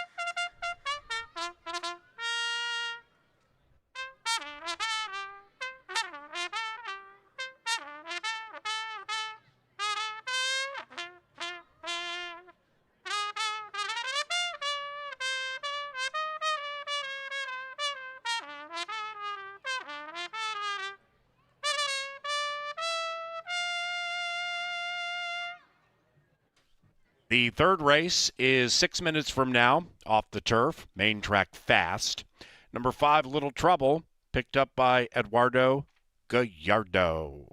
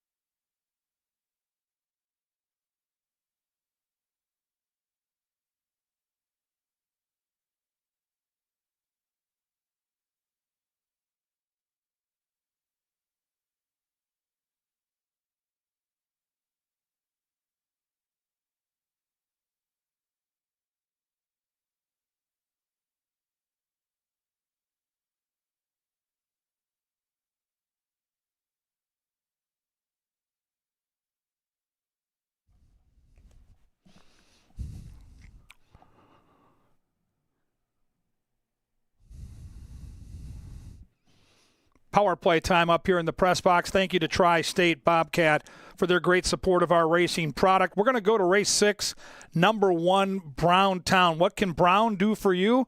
Hopefully we're going to make some green with Brown tonight. A lot to talk about here. We're going to start with these horses that know how to win. Only 14 career starts. We've already got 5 wins. That's a good thing. Highlighted Harry Hernandez. He rode the horse last time. We're going to take a look at that race.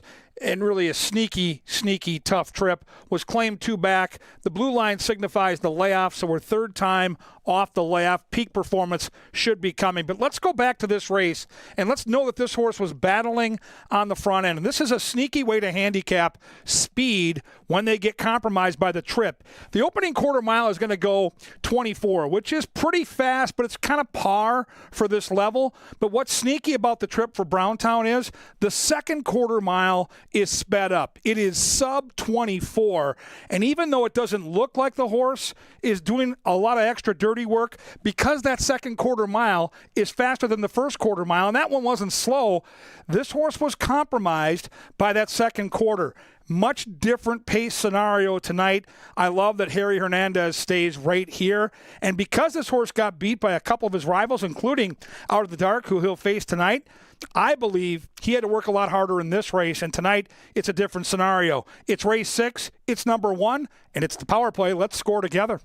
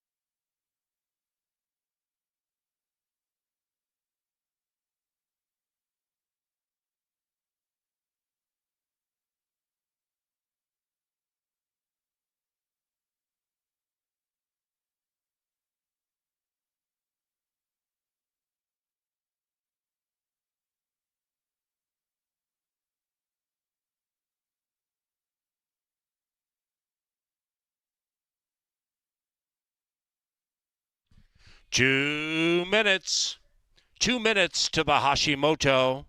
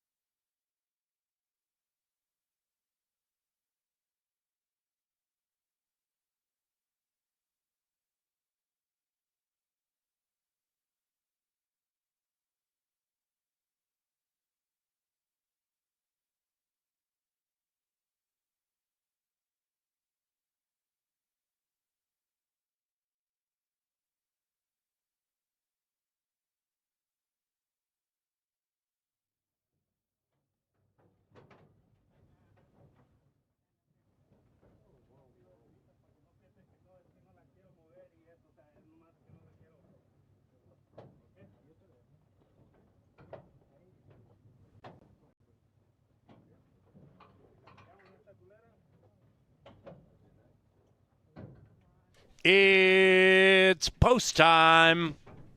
Race number 3, a cast of maidens in search of a $23,000 purse. 7 battle, main track, easy as pie. The field's lone firster, last in line.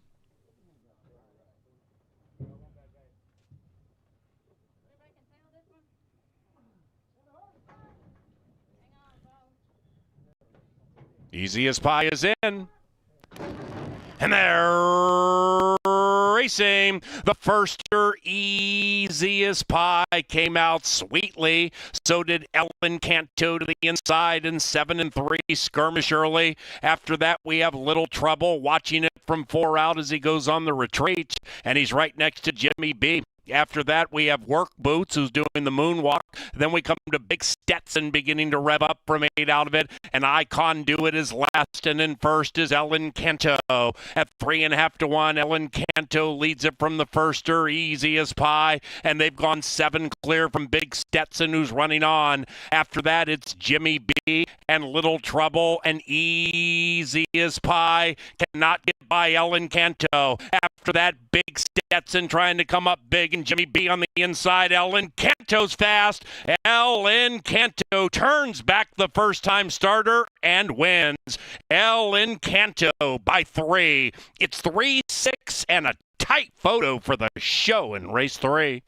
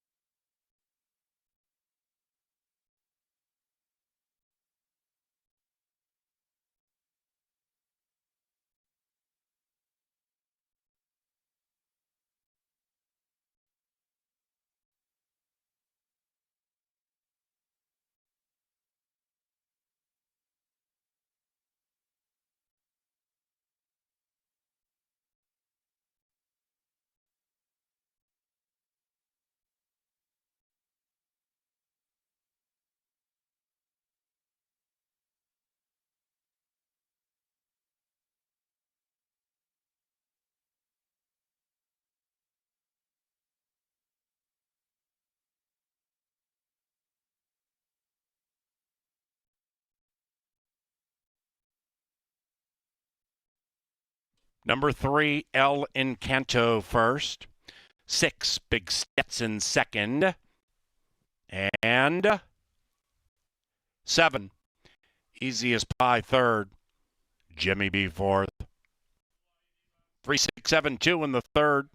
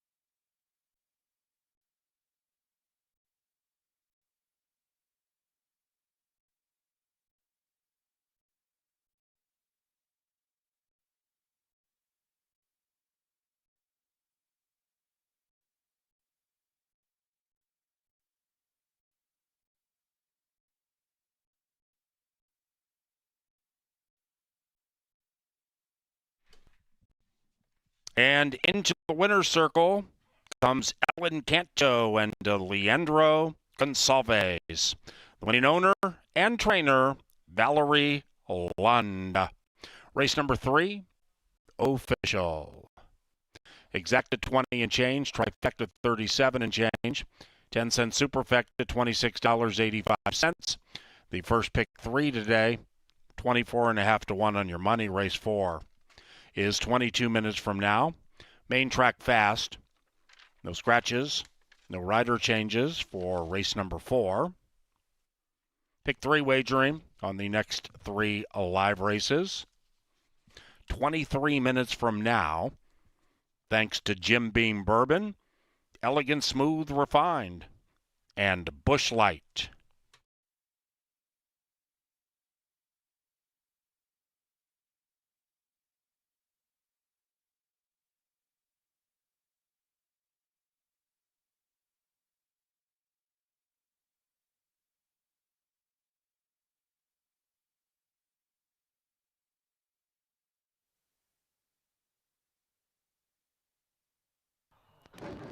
And they're racing. The firster, Easiest Pie, came out sweetly. So did Ellen Canto to the inside in 7-3 skirmish early. After that, we have Little Trouble watching it from 4 out as he goes on the retreat. And he's right next to Jimmy B. After that, we have Work Boots, who's doing the moonwalk.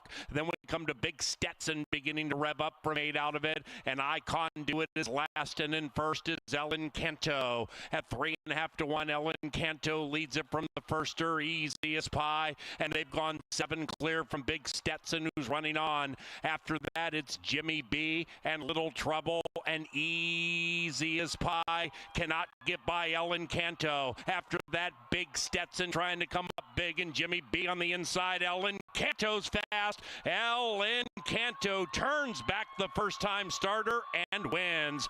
Ellen Canto by 3. It's 3-6 and a tight photo for the show in race 3.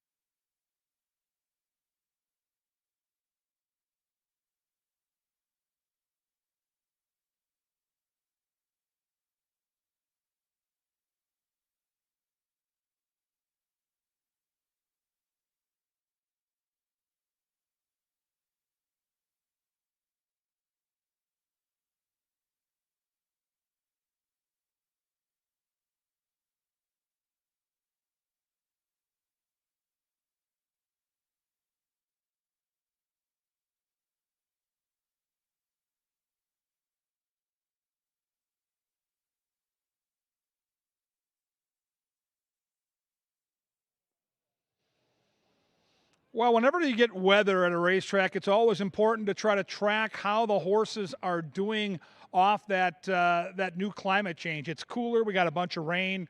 Track has some moisture in it, and speed has been really, really good. Another horse gets the front and goes all the way in race 3. So keep that in mind now as we handicap the back portion of this card. Race 4 here, a 1-mile race, maiden special weight. Whenever you hear the word maiden, these are horses looking for their first career victory, and plenty of different angles here to handicap, including with number 1, Drama Speaker. David Miller, the conditioner, is a guy that tends to send horses out at big prices, and they tend to outrun their odds. That happened last week. He had a couple of decent chances at big odds. And the good news for David is his filly does have some natural speed. 2 races ago in Chicago, she was on the front end. I think from the inside, she'll be close again today.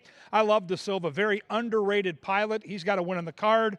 And Drama Speaker certainly looks like a horse with a chance here in race 4. I fell into number 2 here off the races at Presque Isle Downs. Harry Hernandez rides Mahjong Girl for Cody Rosine. Trainer we trust, the Steam team, all 3 of us land here. And I'm hoping that this horse can handle the dirt. Last handful of races have been on the synthetic. She's been showing speed. I think that's the path to victory tonight. If she can clear off and get the front end, Harry's so good at getting a horse to relax.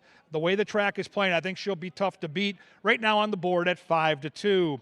Here comes Kelsey. Here comes Peyton's Beauty. Kelsey rides for Bobby Klein. Horse has been knocking at the door. Very consistent filly. She runs on turf. She goes short. Now she goes long. She's got natural speed, and she's getting bet, too. Love to see the horse taking money at 7-2. Number 4 is Kava. Jermaine Bridgemahan gets the call for our guy Bruce Rieken in from Oaklawn Park. When you see horses ship in from Oaklawn, they run some of the most expensive races in the winter down Arkansas way. So horses that ship in here have a chance. It's a cloudy day, and yes, it's a gray. Some people at the racetrack love that scenario. And we've got a double handler.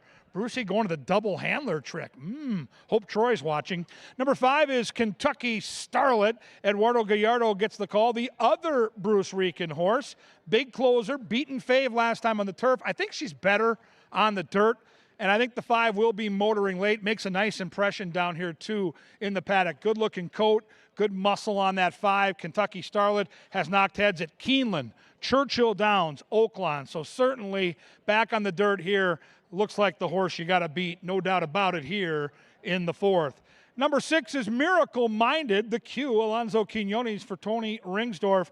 11-1 last time. PA and I bet this horse, and she ran great. I mean, she just ran a bang-up race. It was second best that day. Took the lead in mid-stretch and just could not get by Milani T. You're going to get 7-1. You're going to get a horse with some front speed who should be right there when they turn for home.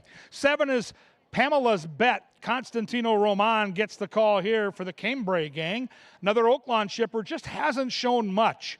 You know, you look for a sign of life in some of these races because they've been going against some tough Arkansas breds. Maybe the stretch out will do it. Those were 6 furlong races. Here at a mile, that might allow the horse to get into the race a little earlier. But for me, I'm going to wait and see on the 7, who is 12-1. Girls going a mile. Maiden special weight is the bill of fare. Who do you like here? Get your bets in now. Looks like a humdinger. They're going to be at the gate inside 8 minutes. Right now, they head down the tunnel. Soon, we get the best bugler in town, Sir Leonard Dykert, with the call to the post. Good luck and enjoy race number 4.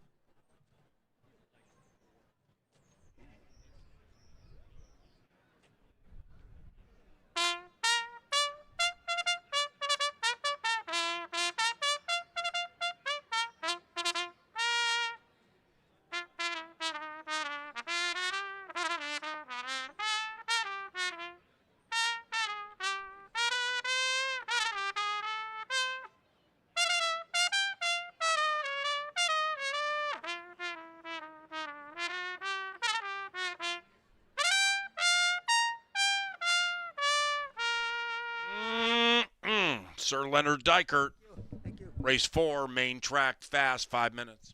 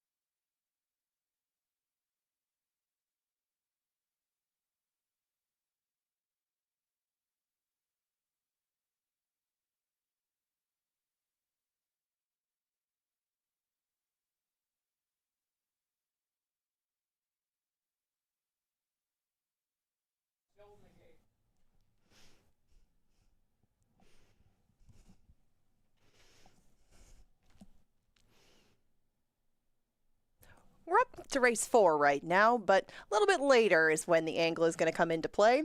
In race number 8, I like a filly on the outside, and she's making a big move in the 8th race today. We're going to take a look at She's Just Divine in the final race today. First off, this is She's Just Divine. She's got 3 starts in her career, and you can see that all of them have been going against maidens special weights. The highest level that you can with maidens, but today, that 30,000 up there is the claiming tag that she's in for today. She is going to be making a move from special weights to maiden claimers. Now you see the numbers down there, very good as it is in the last year for Mike Beeler, but I wanted to put it to the test. And this is one of those things that you can find on Formulator. In the last 5 years, it has all of his stats dropping horses from maiden special weights down to maiden claimers. Now you can find the exact numbers up here, being 47 starts, 12 wins, 26%. This is a good angle for this barn overall. And if you take a look at the recent history, this is his most recent bout of 5 starts, 3 wins and a second out of 5 runners making this drop. She's doing it in the last. I don't know if she'll be much of a price, but she is going to be very tough with that early speed that she showed. Now, this is her in the middle. And even though in this race she has had to fight things out and things didn't exactly go her way, this firster on the inside manages to get things done in the shadow of the wire, but still, she stayed in the race for quite a while. A little less distance, a little more luck, and a little bit more seasoning. I think that she could get the job done in the last today, and she might be able to pull a mild upset over a stablemate to the winner in her last race. That's race 8, number 7, She's Just Divine.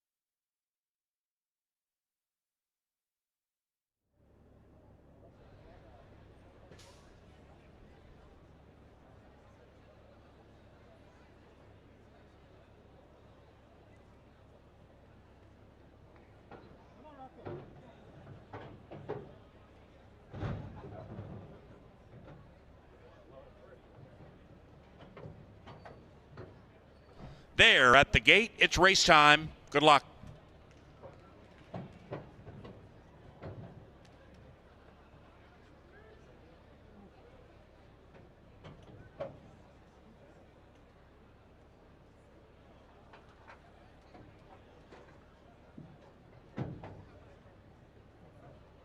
One out.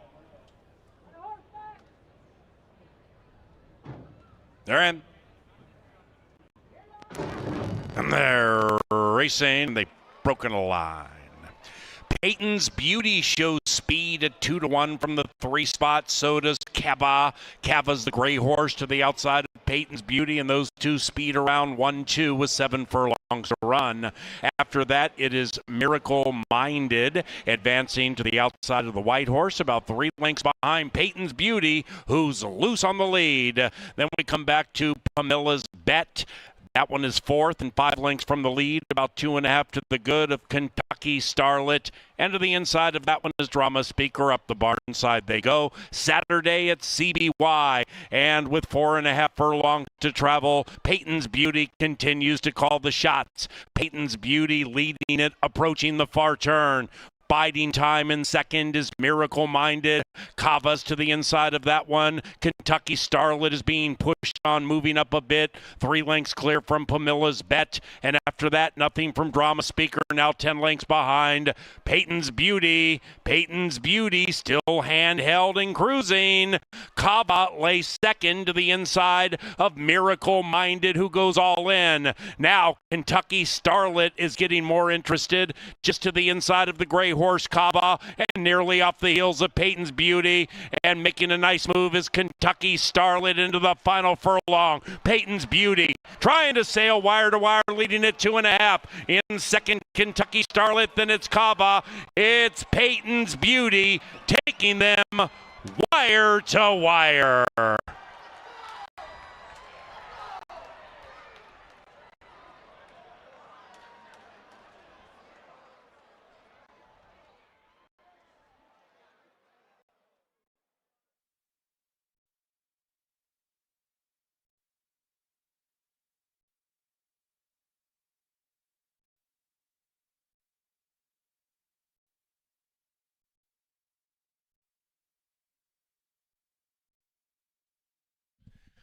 Number 3, Peyton's Beauty, first. 3, 5, 4, 6. In 139.64, and that's not official. It's not official. Please hold all tickets.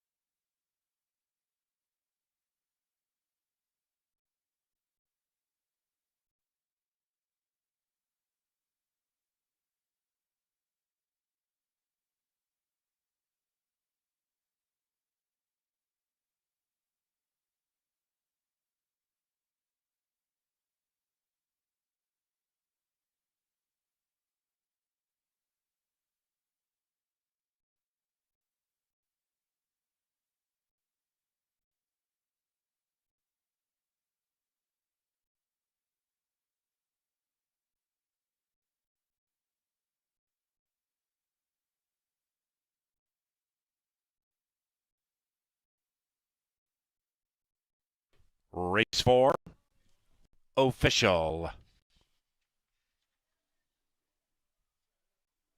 The first pick for today, $38.05. Race number 5 is off the turf. The distance now 1 mile. The main track is fast. Scratch numbers 2, Pierre Knoll, and 7, I Ransom. Race number 5, sponsored by Pepsi, the official soft drink provider of CBY, and John Deere. Nothing runs like a deer.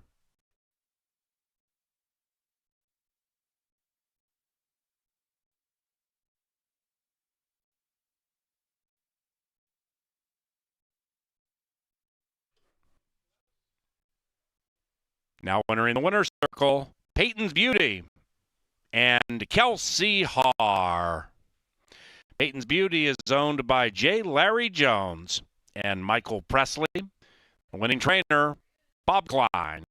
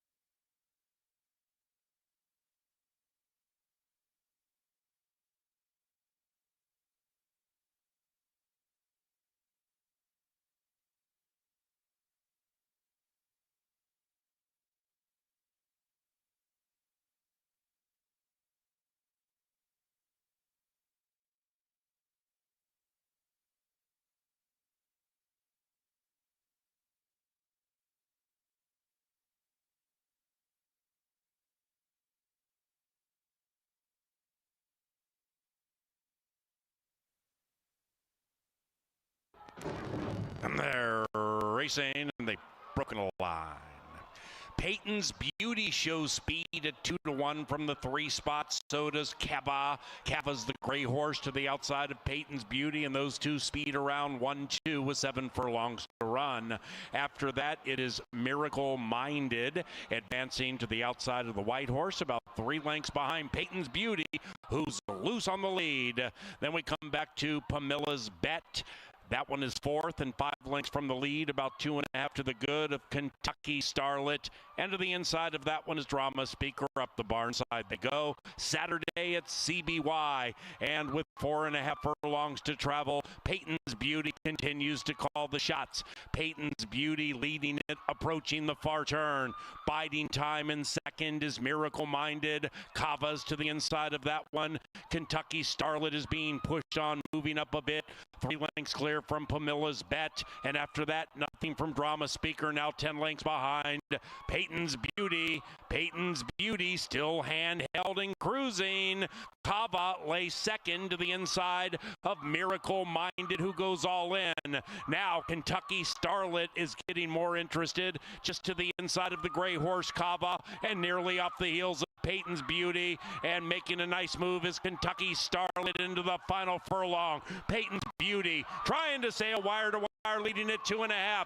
In second, Kentucky Starlet, then it's Kava. It's Peyton's Beauty taking them wire to wire.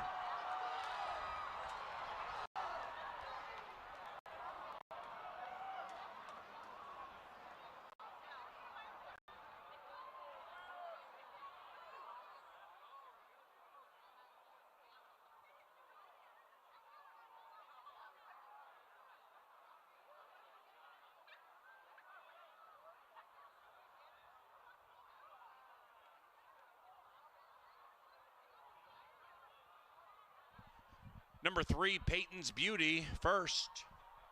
3, 5, 4, 6.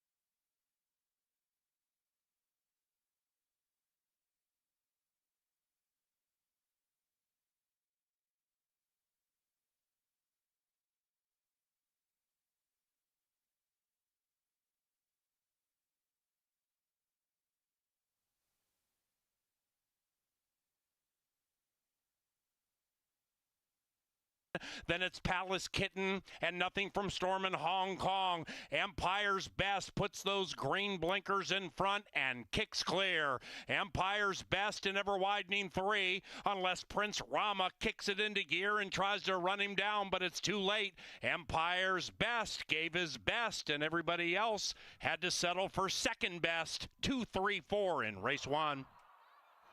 Harry to the inside, outside of that Street Humor, and No Longer a Hobby looking to reap the benefits. Holiday Fantasy behind them. Handsome Harry looks darling. Handsome Harry kicks clear by 3. No Longer a Hobby with Holiday Fantasy trying to run down Handsome Harry, and it's Handsome Harry to win. 2, 6, 4 in race 2. B and Little Trouble and Easy as Pie cannot get by Ellen Canto. After that, Big Stetson trying to come up big, and Jimmy B on the inside. Ellen Canto's fast. Ellen Canto turns back the first-time starter and wins. Ellen Canto by 3. It's 3, 6, and a tight photo for the show. Out of the gray horse Kava, and nearly off the heels of Peyton's Beauty, and making a nice move is Kentucky Starlet into the final furlong. Peyton's Beauty trying to sail wire to wire, leading at 2.5. In second, Kentucky Starlet, then it's Kava. It's Peyton's Beauty taking them wire to wire.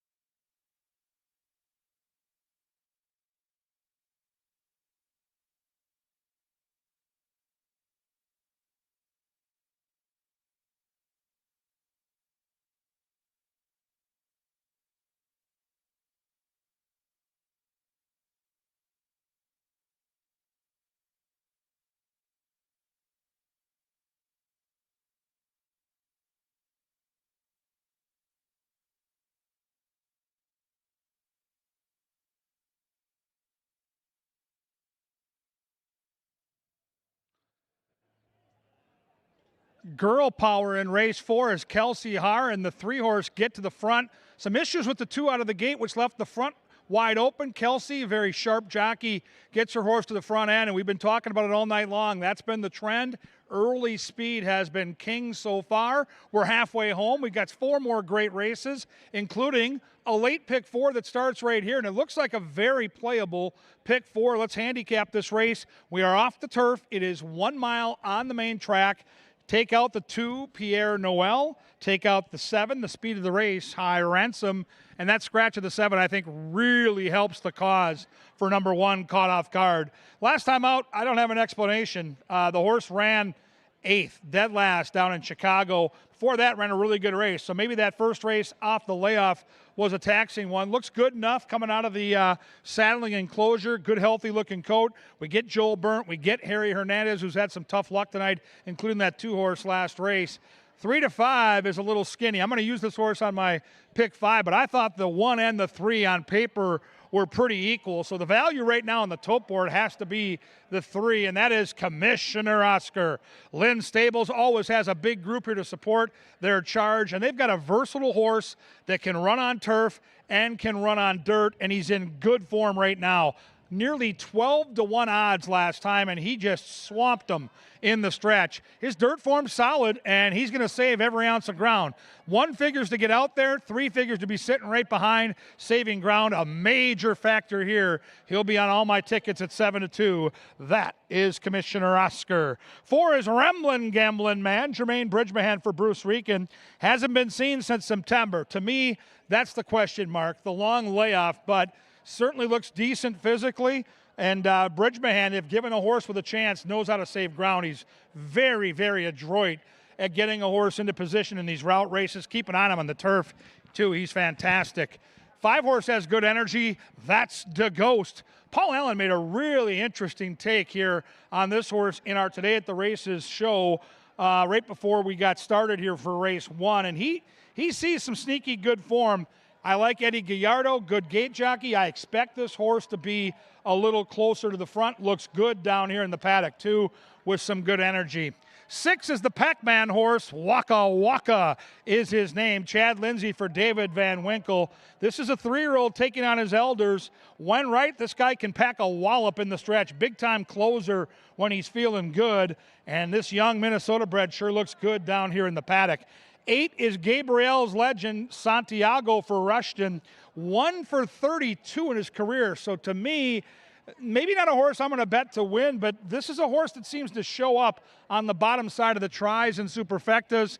So if they go quick early, expect the 8 to try to make up some ground when they turn for home. Fun race to handicap. Time to get your bets in. Minnesota breds racing for nearly $30,000. It's an allowance race. It starts the late pick 4, and it's coming up and coming at you next.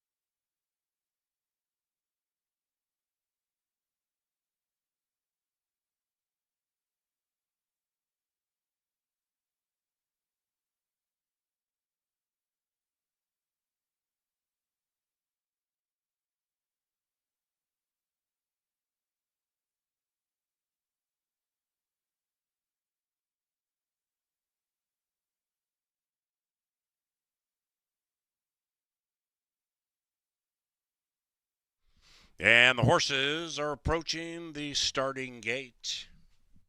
Canterbury Park thanks Fairfield Inn and Suites, Hampton Inn and Suites, Holiday Inn Express, and Sandalwood Suites.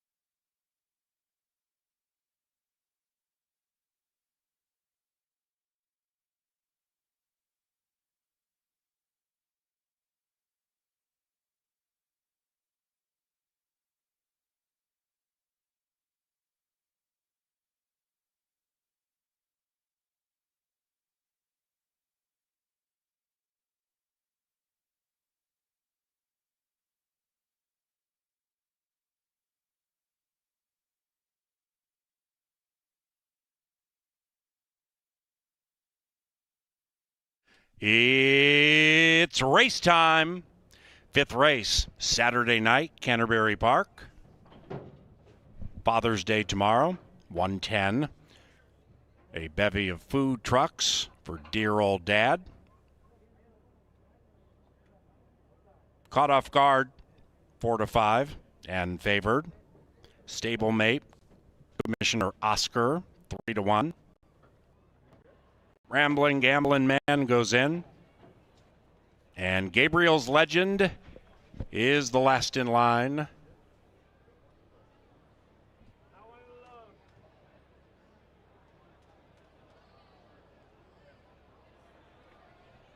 Gabriel's Legend edges forward. Here they come.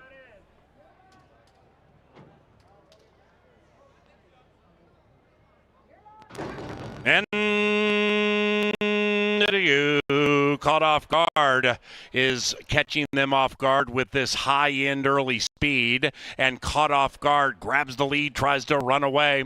Outside of that, DeGhost second off the layoff, right up there near the lead. And to the outside of Ramblin' Gamblin' Man, Commissioner Oscar watches the stablemate from 4 out of it. Keen to go. To the outside of Ramblin' Gamblin' Man, behind them, Waka Waka. And then we come to Gabriel's Legend. The long shot is 10 lengths rearmost. They head up the Canterbury Park barn side, chasing Caught Off Guard and Harry Hernandez. Caught Off Guard bumps that leading margin to 4. DeGhost now between them to the outside of Rambling Gambling Man and to the inside of Commissioner Oscar. Now they're 3.5 lengths behind Caught Off Guard. After that, we have Waka Waka, 7, maybe 8 lengths from the lead, and about 2.5 clear from that 8, Gabriel's Legend. The field is separated by 9, and they're still chasing number 1. It is Caught Off Guard. DeGhost comes popping out of the crowd, offering a challenge. Commissioner Oscar would have to win 2 in a row from 5 out of it. After that, Waka Waka. That's it for Ramblin' Gamblin' Man, who has gone broke and is overtaken by Gabriel's Legend, and they're coming home now. Caught Off Guard, attempting to fend the challenge of DeGhost. Caught Off Guard, 2.5. DeGhost giving absolutely everything he has, but his best is second best, because Caught Off Guard powerhouses that final 75 and wins.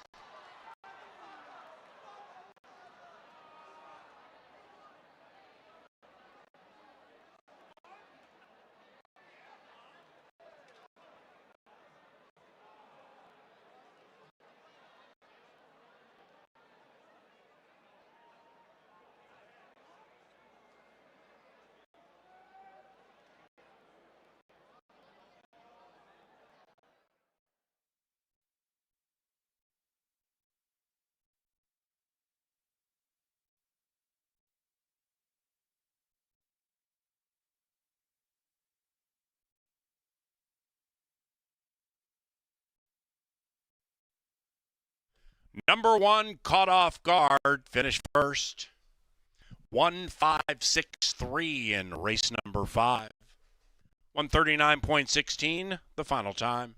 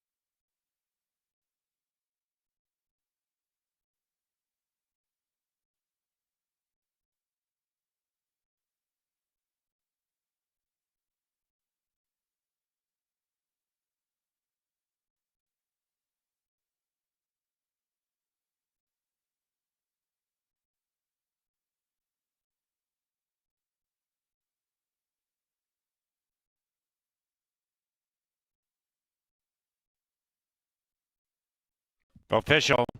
Caught off guard, paid 240, 210, 210. Okay.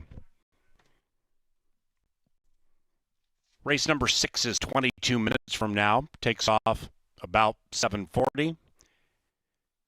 Number 3, Deflator, has been scratched. Scratch numbers 3, Deflator, and 8, Ronam Go.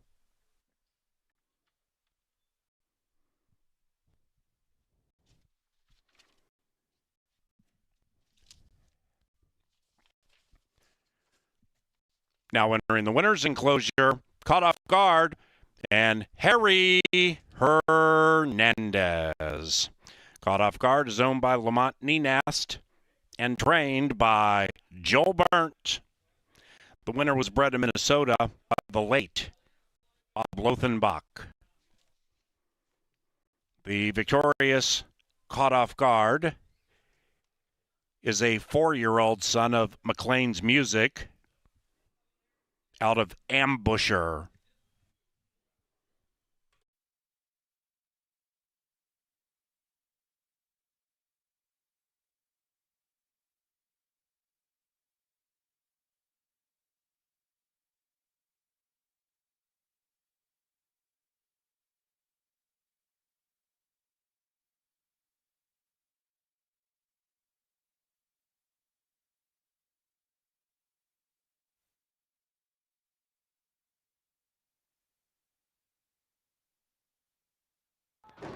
And you caught off guard is catching them off guard with this high-end early speed, and caught off guard grabs the lead, tries to run away.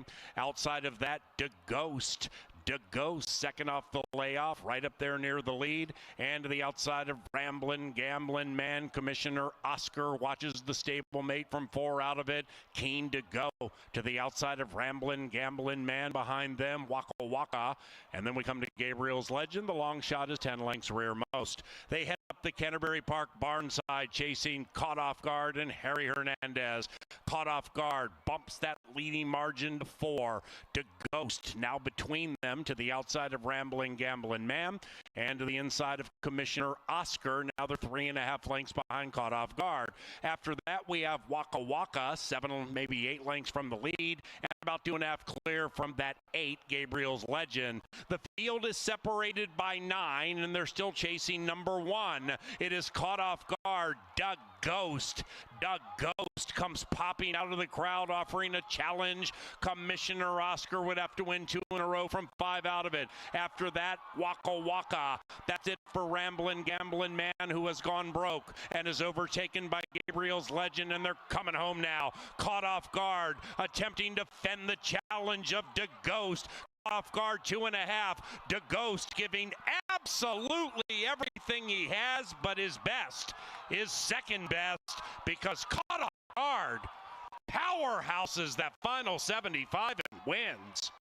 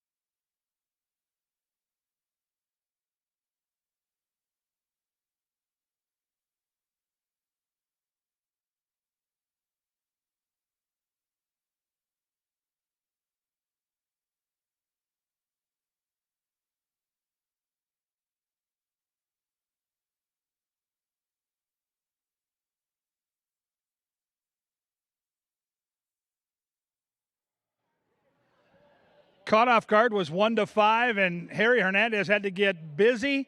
But once again, the horses that make the front continue to win. That's 5 for 5 so far on this card at Canterbury. And to me, as I looked at this race card a couple nights ago, this was the most competitive race of the night. 7 furlongs, really nice allowance optional claimer, brings together all sorts of different horses and some really good storylines within this race, including a horse that's on fire. Mr. Fabricator, the 6, has won 3 consecutive races.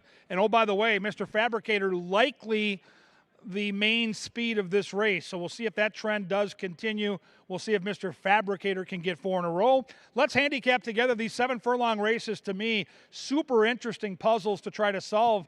It's a little bit like a route style sprint. This is a longer distance than a lot of these horses are used to when they sprint. The route horses tend to have an advantage, and that's what led me to Brown Town. Brown Town is racing 3rd off the bench, and this horse has done some good things sprinting, but this horse also has had some success at a 1 mile distance. 7 furlongs is 7/8 of a mile, so this should really be right in the wheelhouse for Brown Town. We get Double H in the saddle. We get Mike Beeler calling the connections. And as we talked about in the power play segment, I think this horse did a lot of the dirty work last time, and this might be a more comfortable journey here tonight. Do not sleep on the 2. Right now, to me, the value on the board. I was just talking to my dear friend Superstats Dave, who does that awesome tip sheet. We were trying to handicap the betting board. We both believe the 2 is one of those 7-to-1 shots that you can mix into the exactas, trifectas, and superfectas, and you can get paid. This is way too big a price on Triple Pass. Should be sitting off what could be a fast pace. Castellanos gets the call. Morning line 9-2, 7-to-1 up on the board. We scratched the 3. We moved to number 4. This is Crocodile Hunter. Alonso Quinones gets the call for Tim Padilla. That 79 buyer speed figure that he earned last time out tops the field. So you know he's good enough. And guess what else? He's got early speed. To me, he's the X factor in the race. Mr. Fabricator is red hot and he is all speed. But Crocodile Hunter, when he's sharp, he's just as fast. So that could be a race within the race to keep an eye on. Cloudy Day, Bet the Gray. That theory can hold up on number 5, Dual Monarchy. Kelsey Haar and Bobby Klein already have a win on the card.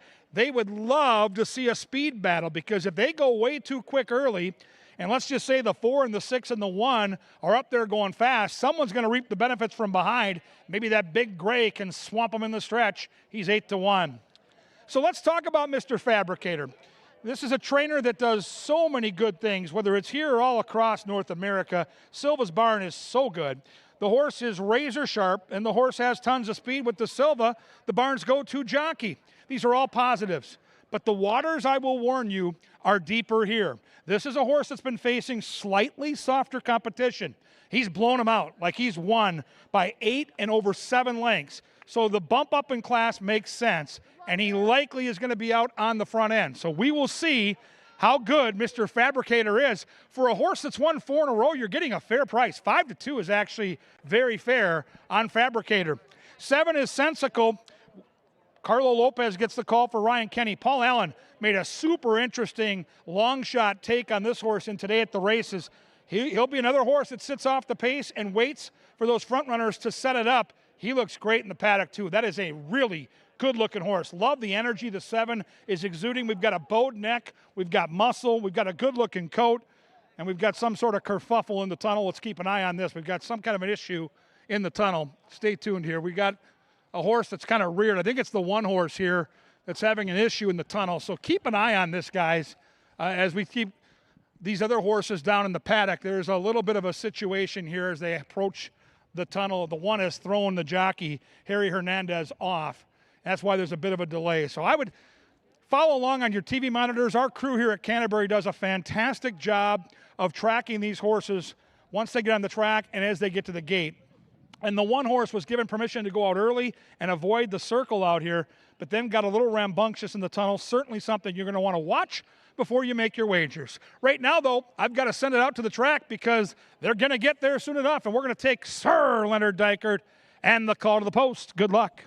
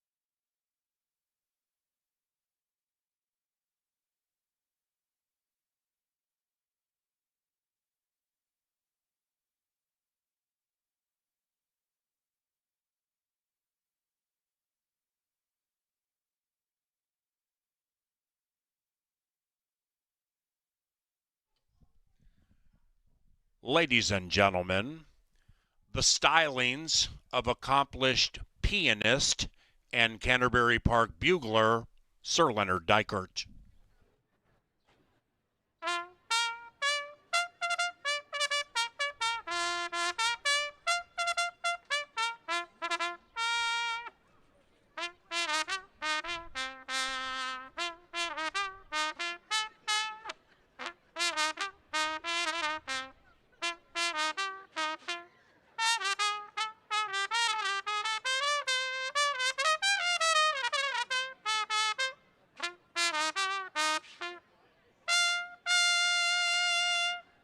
Heading onto the fast main track for race number 6, scratch numbers 3 and 8.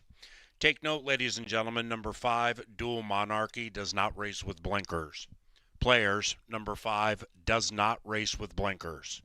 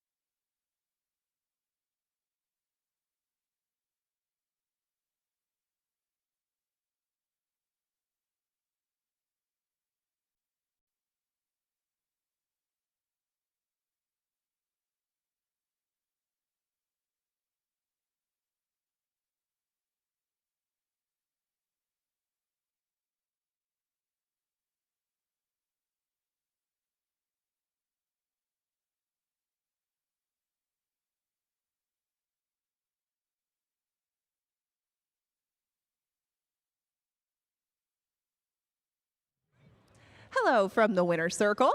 I'm here with a lucky lady that's actually going to, please turn off the music in my earpiece. All right, I am here trying to give away some tickets to Killer Queen. And who do I have playing today? I've heard you're quite the Queen fan. Lydia. All right, and Lydia, we are going to have one question for you. All you got to do is get this right, and you will be in the pit for Killer Queen on July 25th. Let's turn around and take a look at the tote board. What was the first Queen single to reach #1 in the United States? Was it A, Crazy Little Thing Called Love, B, We Will Rock You, C, Somebody to Love, or D, We Are the Champions? A, B, C, or D? If you know it, you can feel free to help, but do you have an idea which one it is? All right, who knows? Anybody know? Anybody have an idea? All right, I'm hearing some A's. What do you think? A, B, C, or D? I'm gonna go with A, Crazy Little Thing Called Love. Is it A?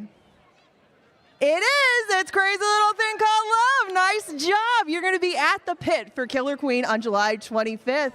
Well done. Thank you very much. All right, well done. If you want to join her, if you want to check out Killer Queen, it's guaranteed to blow your mind. Check out CanterburyPark.com.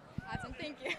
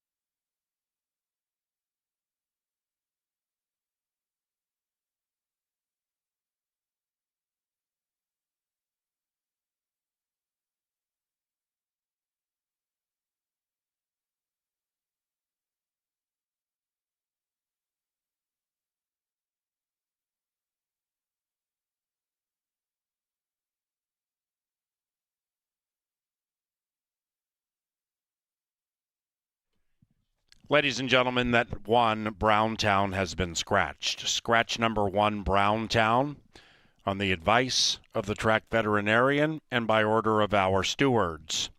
Refunds available right now with number 1, Browntown, for Win Play Show, Exacta Trifecta, and Superfecta wagers, along with doubles beginning in race 6.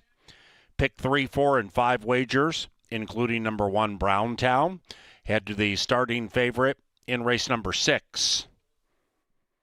Number 1, Browntown, a late scratch. And if you want to re-wager on race 6, head to the windows now. You can get your refund right now and re-wager. Number 1, Browntown, is out.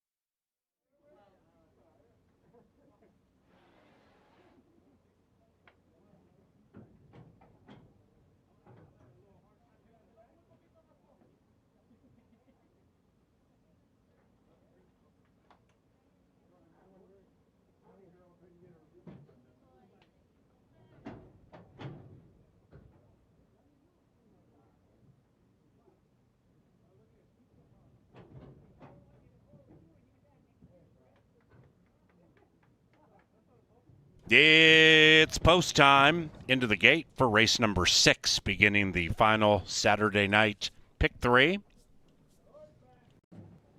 Sensical.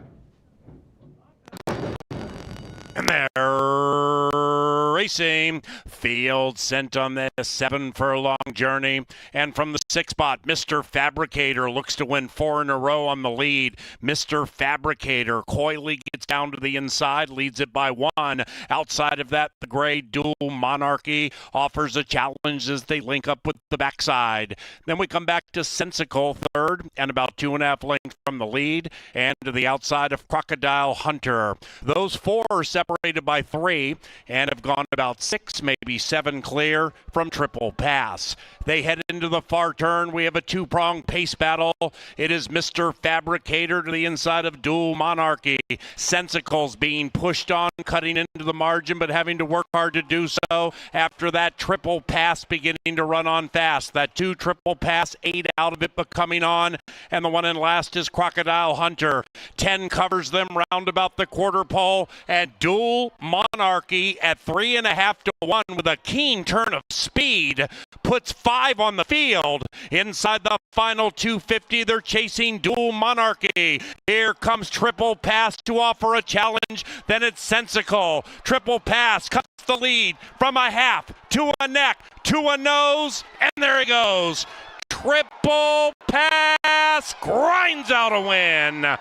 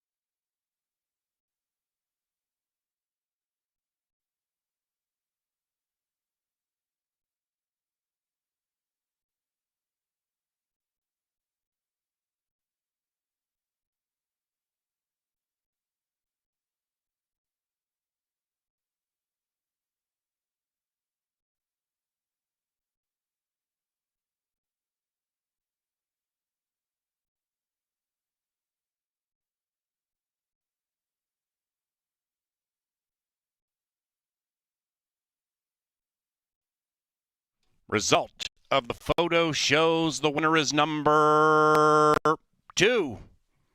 Triple Pass, first home. 2.574 in 123.68.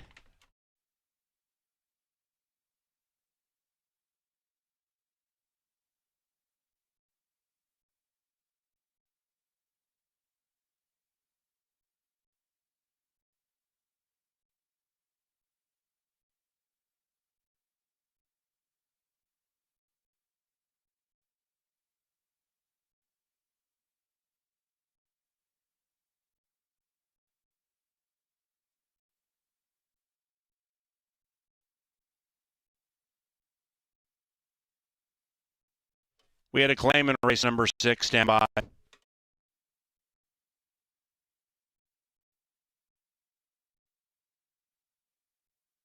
The winner, number 2, Triple Pass, was claimed.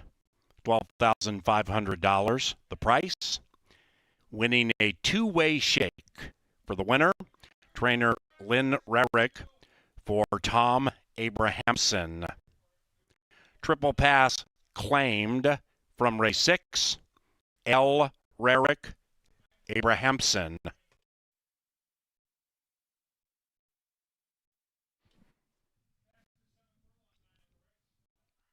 Triple Pass about to enter the winner's enclosure with jockey Adrian Castellanos. The winning owner, Kirk Sutherland, and the winning trainer, Jose Silva Jr. Race 6, official. Race number 7 is the Saturday penultimate. Off the turf, distance okay. Scratch number 3, Honorable Mischief. Dr. Dan's late double begins 22 minutes from now. And the 7th is courtesy of Quick Trip and QuickTrip.com, and also our friends from By the Yard.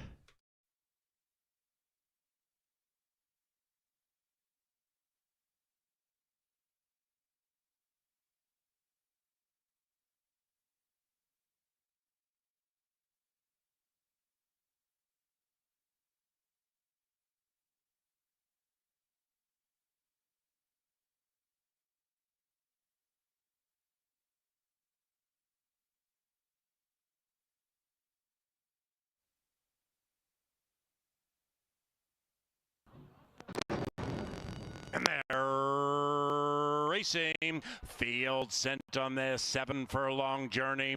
And from the 6th spot, Mr. Fabricator looks to win 4 in a row on the lead. Mr. Fabricator coyly gets down to the inside, leads it by 1. Outside of that, the gray Dual Monarchy offers a challenge as they link up with the backside. Then we come back to Sensical, 3rd, and about 2.5 lengths from the lead, and to the outside of Crocodile Hunter. Those 4 are separated by 3 and have gone about 6, maybe 7 clear from Triple Pass. They head into the far turn. We have a 2-prong pace battle. It is Mr. Fabricator to the inside of Dual Monarchy. Sensicles being pushed on, cutting into the margin, but having to work hard to do so. After that, Triple Pass beginning to run on fast. That 2 Triple Pass, 8 out of it, but coming on. And the one in last is Crocodile Hunter. 10 covers them round about the quarter pole. And Dual Monarchy at 3.5 to 1 with a keen turn of speed puts 5 on the field. Inside the final 250, they're chasing Dual Monarchy. Here comes Triple Pass to offer a challenge. Then it's Sensical. Triple Pass cuts the lead from a half to a neck to a nose, and there he goes. Triple Pass grinds out a win.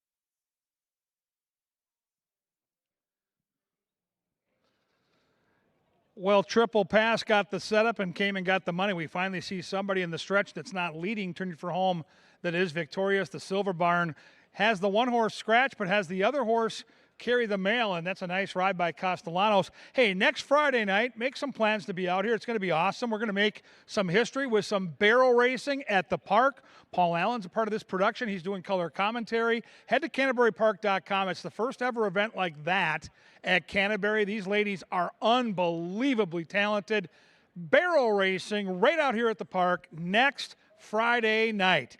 Right now, it's time for the late daily double. Here we go with race 7. It's a 1 mile race. We are off the turf. It's on the main track. Take out the speed ball, number 3, Honorable Mischief. Number 1 is Skip Wine Yesterday, Quinones for Tim Padilla. Very potent trainer-jockey combo. Horse in from Tampa.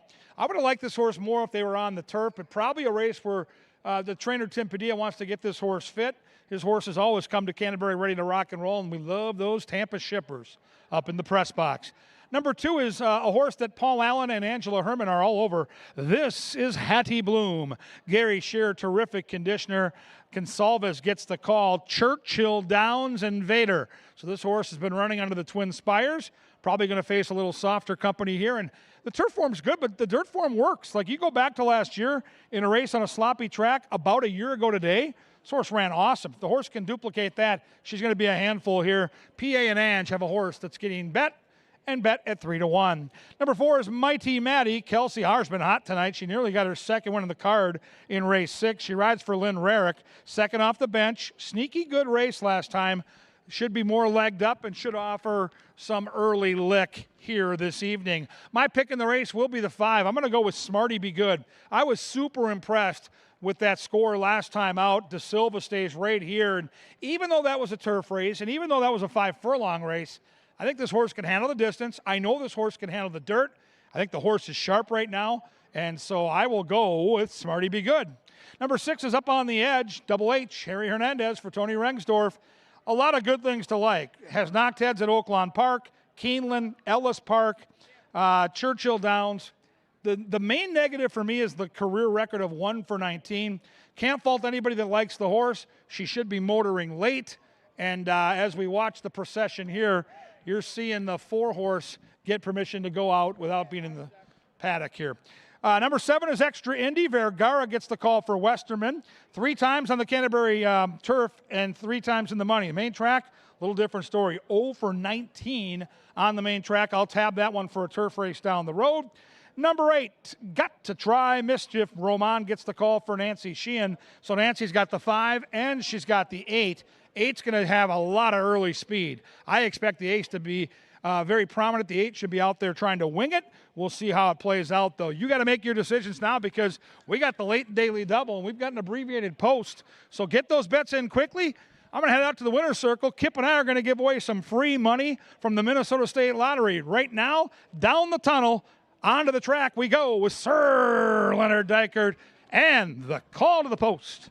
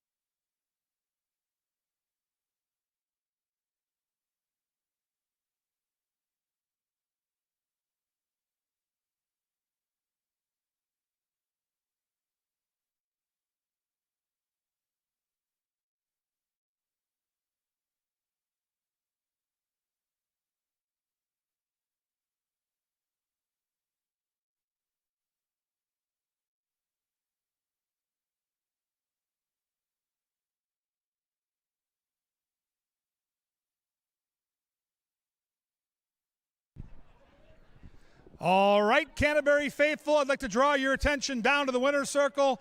These are the beautiful people that get their chance at free money. Thank you to the Minnesota State Lottery for sponsoring racing in Minnesota. They've got a horse placard. If their horse wins, they get $50 in scratch-off tickets from the lottery. We had a guy last year pull $2,100 with those scratch-offs. If you finish in the top 3, you get a swag bag with all kinds of prizes worth all kinds of money. Let's meet the contestants. I need your name and where you're from. I'm Josh, Lakeville, Minnesota. Lakeville North or Lakeville South? There's a big difference. Lakeville South. All right, it's Cougar country. I know it very well. All right, name and where you're from. My name's Adam. I'm from Lakeville. North or South? South. I see what you guys are doing here. You guys are riding together. Good luck to you guys. I think you got a big shot here. Name and where you're from. Jackie, St. Paul, Minnesota. St. Paul, Minnesota. Now, Jackie, I heard a rumor you're a big football fan. I'm a Packer fan. I'm sorry, one more time? Packer fan. Packer fan. Yeah. She's real proud to be a Packer fan. Can you boo her for me, please? Boo! We're booing you out the door. Your 3 is 40-1. Enjoy that. All right, name and where you're from. My name is Mona. I'm from St. Louis Park. St. Louis Park's lovely. I love that part of the country. It's lovely. Name and where you're from. I'm Jill. I'm from New Prague, Minnesota. One of those 507s. You got to respect that. Here's Six Ball's got a big chance here. They're betting you. Here we go. I'm Libby, and I'm from Prior Lake, Minnesota. It's a great day to be a Laker. Welcome to Canterbury. Big Cyclone fan. That works for John Gruen. He's over here. Big smile on his face. All right, name and where you're from. Josh in Ames, Iowa. Ames, Iowa. Hey, I worked down there for a year. I love that area. I was a Des Moines Buccaneer. I worked at Iowa State for the Pioneer Seed Company. Good luck to the 8-ball. Good luck to your Cyclones. And here they are. Good luck to these beautiful people. It's almost race time. Who do you got? Now someone's going to win big.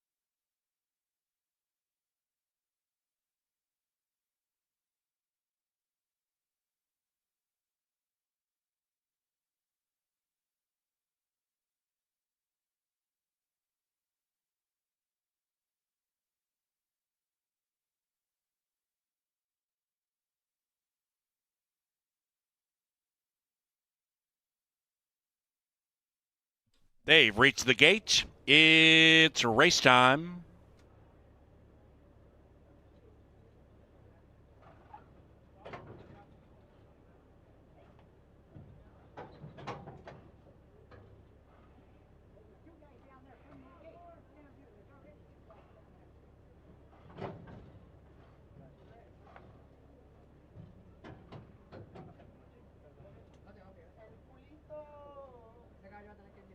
Two back.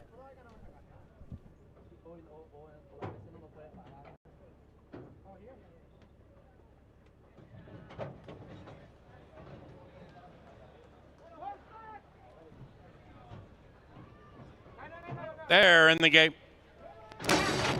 And they're racing. Gotta try Mischief, looking to win 2 in a row on the early lead. Hattie Bloom also with really good early speed. Gotta try Mischief with a killer crossover. Gets down to the inside speedily and opens up by 3. Up on the edge, assumes second to the outside of Hattie Bloom. About a length and a half behind Hattie Bloom is Mighty Maddie. Then we come to Extra Indy as they race in single file. Extra Indy is 7 lengths from the lead. After that is Skip Wine Yesterday, and skipping along in last is Smarty Be Good. Up the barn side in the penultimate, and Gotta Try Mischief leads it by 1. Up on the edge, keen to go in second, but Gotta Try Mischief wants no part of that 6, runs away by 2.5. Hattie Bloom's being pushed on 7 out of it. Outside of that, Extra Indy beginning to run on to the outside of Mighty Maddie. Inside of that, Skip Wine Yesterday. Smarty Be Good would have to win 2 in a row from 17 out of it. They're approaching the top of the stretch, and Gotta Try Mischief at 18 to 1, trying to trigger a big upset.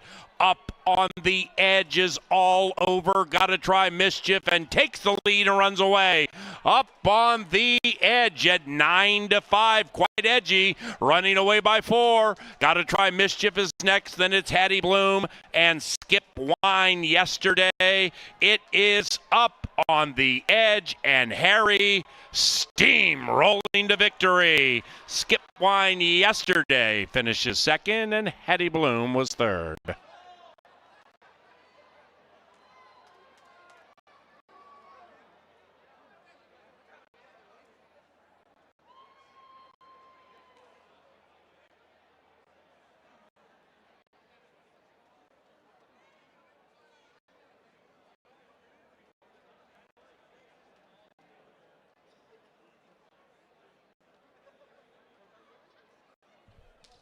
Number 6 up on the edge. First, 6-1-2-8 in 137.64.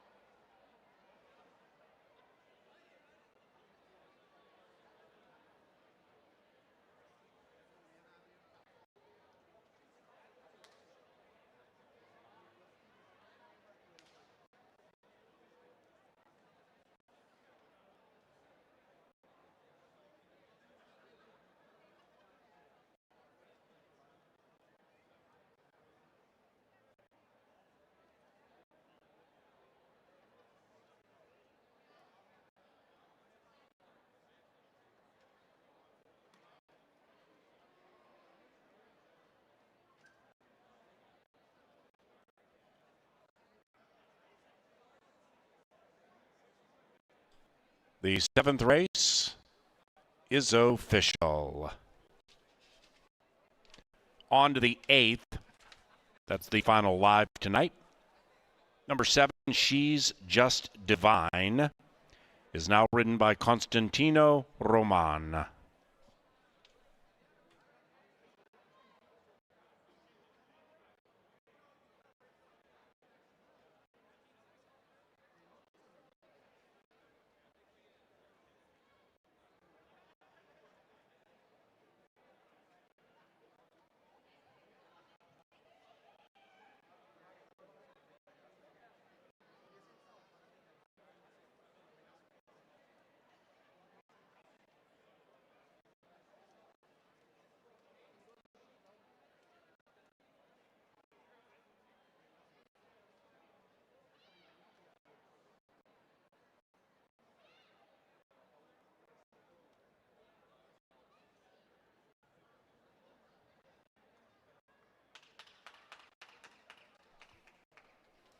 Into the winner's circle, up on the edge, and Harry Hernandez. Up on the edge is owned by Rengstorff Racing and trained by Tony Rengstorff. Buckhead Racing, also co-owners.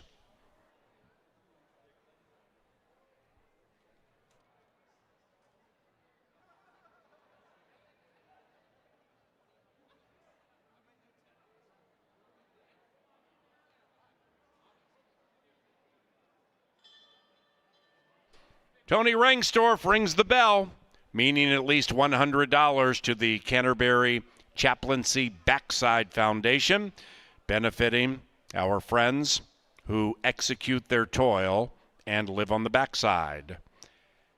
Once Tony heads down and fills out the paperwork in the bookkeeper's office, at least $100 in philanthropic fashion to the CBY Chaplaincy Backside Foundation. Thank you, buddy. And they're racing. Gotta try Mischief, looking to win 2 in a row on the early lead. Hattie Bloom also with really good early speed. Gotta try Mischief with a killer crossover. Gets down to the inside speedily and opens up by 3. Up on the edge, assumes second to the outside of Hattie Bloom. About a length and a half behind Hattie Bloom is Mighty Maddie. Then we come to Extra Indy as they race in single file. Extra Indy is 7 lengths from the lead. After that is Skip Wine Yesterday, and skipping along in last is Smarty Be Good. Up the barn side in the penultimate, and Gotta Try Mischief leads it by 1. Up on the edge, keen to go in second, but Gotta Try Mischief wants no part of that 6, runs away by 2.5. Hattie Bloom's being pushed on, 7 out of it. Outside of that, Extra Indy beginning to run on to the outside of Mighty Maddie. Inside of that, Skip Wine Yesterday. Smarty Be Good would have to win 2 in a row from 17 out of it. They're approaching the top of the stretch, and Gotta Try Mischief at 18-1, trying to trigger a big upset. Up on the edge is all over. Gotta Try Mischief and takes the lead and runs away. Up on the edge at 9-5, quite edgy, running away by 4. Gotta Try Mischief is next. Then it's Hattie Bloom and Skip Wine Yesterday. It is up on the edge, and Harry steamrolling to victory. Skip Wine Yesterday finishes second, and Hattie Bloom was third.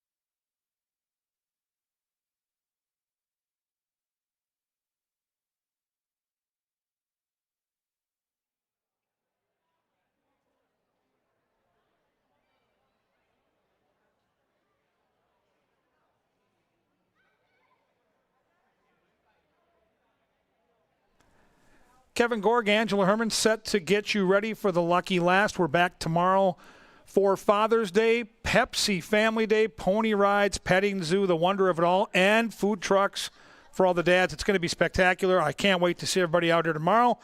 Let's send them out a winner, Ange. These are state-bred girls, maiden $30,000 claimers, 5 furlongs, and you've got some horses that have had a bunch of tries and just haven't got over the hump. And you've got some lightly raced horses. You're going to try the 7. I'm going to try the 1. I think both are going to have some early speed. I think both are going to be the ones that probably settle it when the dust clears. Yeah, I would think so. And I think that we're hoping, well, at least by their recent history, we might get different trips out of our 2 fillies. But I mean, when they come down to the maiden claiming level, mine is dropping from maiden special weights. Your filly's actually coming up in price, a positive sign from a barn that knows exactly what they're doing and knows this family, too. I mean, they've had a few generations, I think, of this family. And Sue Revenge, again, is just making start number 2. The first one was from Off the Pace. But obviously, with the way that the track is going tonight, I guess you're hoping for a better break and for her to be involved from the start. Yes, and before we get to my analysis on the 1, late scratch here in the last race, number 6, Analine. Number 6 is going to be a scratch here in the last race. If you had this horse on the pick 4 tickets, you're going to get the off favorite.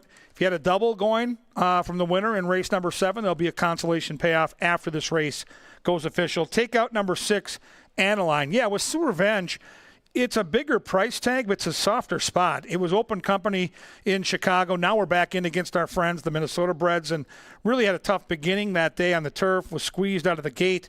And I think with Harry inside at 5 furlongs, they're going to try to go. We'll see if she has enough natural speed to keep up with the 7, who figures to be the horse early on to keep up with.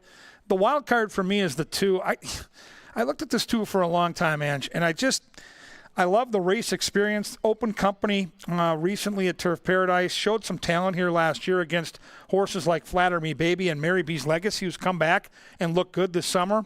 But in the end, I just couldn't do it because we've had so many chances, and we've had some chances at low odds. Right, and with those seconds in there that are nice, there's some double-digit defeats, too. So you have to try to pick which pepper and mint you think you're going to get that day and how low a price you're willing to take. If 9-2 is fair for you, then absolutely. I would want a little bit more as far as pepper and mint for her price, just because, like you mentioned, she has been at low odds before. She's been against maybe some horses that weren't as far along as she was either, and she's still a maiden. So pepper and mint, although I think she's a crucial part of the pace, I think I would just want to touch more than 9-2 if I was going to put my money here. Let's handicap the 3, Matole Princess. We all know about the sire. She was a champion sprinter for Steve Asmussen. She had the braided mane, and this horse's most recent workout, a bullet beauty. 35-1, breezing out of the gate. Maybe she's got some of that talent. There is some money definitely coming to Matole Princess early, but as far as just, the most recent gate work, yes, that was the best one. It's just the fact that even in the morning, this filly's only gone a half a mile once. I just wanted to give her this start just because it looks like, although she's been to the track quite a bit, maybe something a little bit shorter or maybe just a start behind her will get her really on par with these. I just wanted to give her one. All right, the other horse that I think is intriguing is the $35,000 purchase for Extreme Racing Stables. That's the 5 Meredith. Again, really good bloodlines. Sire Tapiture. We got some Smoke Lacken on the dam side, and we've got, again, a horse that's got some really nice 5 furlong breezes. I wanted your opinion on Meredith, too. This is the selection of Paul Allen, and I know that, she's going for a little bit less than they bought her for, but, there were some good works last year, and then we put her in the gate, and she just wasn't ready to get back. But now, ever since then, we've had some activity in the morning, but it looks like out of the gate she might have got outworked by a horse named Moonlight Road, I think, maybe, but maybe it was a totally different story in the morning. I just don't like seeing her for sale first time around. Just if Meredith was, I guess, what they expected when they first bought her, I'm not sure she'd be in this spot. A $30,000 tag is quite a high one, but it's why I put her in 3rd. It's sneaky, though, and PA made the point in our Today at the Races program. We've seen this trick before with Nick Goodwin. When Mac puts on a rider you don't normally see him on his live horses, he's got Harry on the 1, the barn bets. So I guess you've been warned. We've seen Mac pull off some of these little sneaky inside the racing game tricks, if you want to call it, with Santiago aboard. Everybody sees Harry and migrates to the 1, and all of a sudden it's the old whoops-a-daisy. Well, I wanted to get a look at her too, and she looks fine down in the walking ring, but I was actually more interested in the first timer that scratched, Aniline. So, I mean, I had her in second, and the 5 does move up for me as a result of the scratch, but I'm still on the outside horse who's ridden by Constantino Roman, and that's She's Just Divine. She's going to make a drop from maiden special weights down to maiden claimers, and recently especially, that's been a fantastic move for Mike Beeler. Now that she does have the 3 starts behind her, and she did run well last time. You know, we watched the replay of the stretch. She hung on better than that line might indicate, and She's Just Divine, while she was a little bit further behind at the end still, I thought was tough enough against special weights where she should be really tough against these. I love your price. I think 7-1 is a delicious price on She's Just Divine. And if you're going to give me 6-7-1 on the horse that likely outbreaks the field in a 5 furlong race, I'm going to take a nibble. So as much as I like my 1, the value right now, in my opinion, on the board is that 7-1 on She's Just Divine. Hey, for Angela and Kevin, we're going to wrap up the festivities with the horse racing here live after this race gets over. But our card club on the main level, our casino's open all night long, air-conditioned, food and beverage service at your table, have the time of your life. Hey, it's Saturday night. You got to be with us here at Canterbury. Play cards, play horses, play it all, and come back tomorrow for Father's Day when we race at 1 o'clock. Good luck.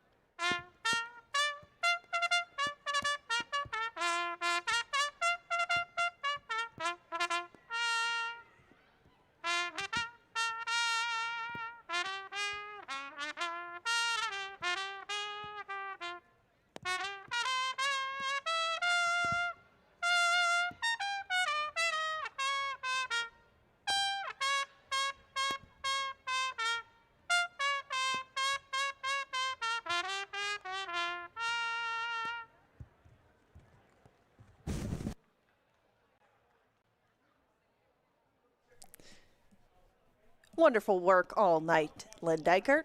And now we're just a couple minutes away from race number 8. The horses are on track. Please scratch the 6 and a line. That is a late scratch out of our 8th race today. Please scratch the 6. Any and all wagers alive to the 6 will go to the starting post time favorite. 2 minutes to post, win, place, show, exacta, trifecta, and 10-cent superfecta wagering available in the 8th. Make the rider on number 7, She's Just Divine, Constantino Roman. We're just 2 minutes to post.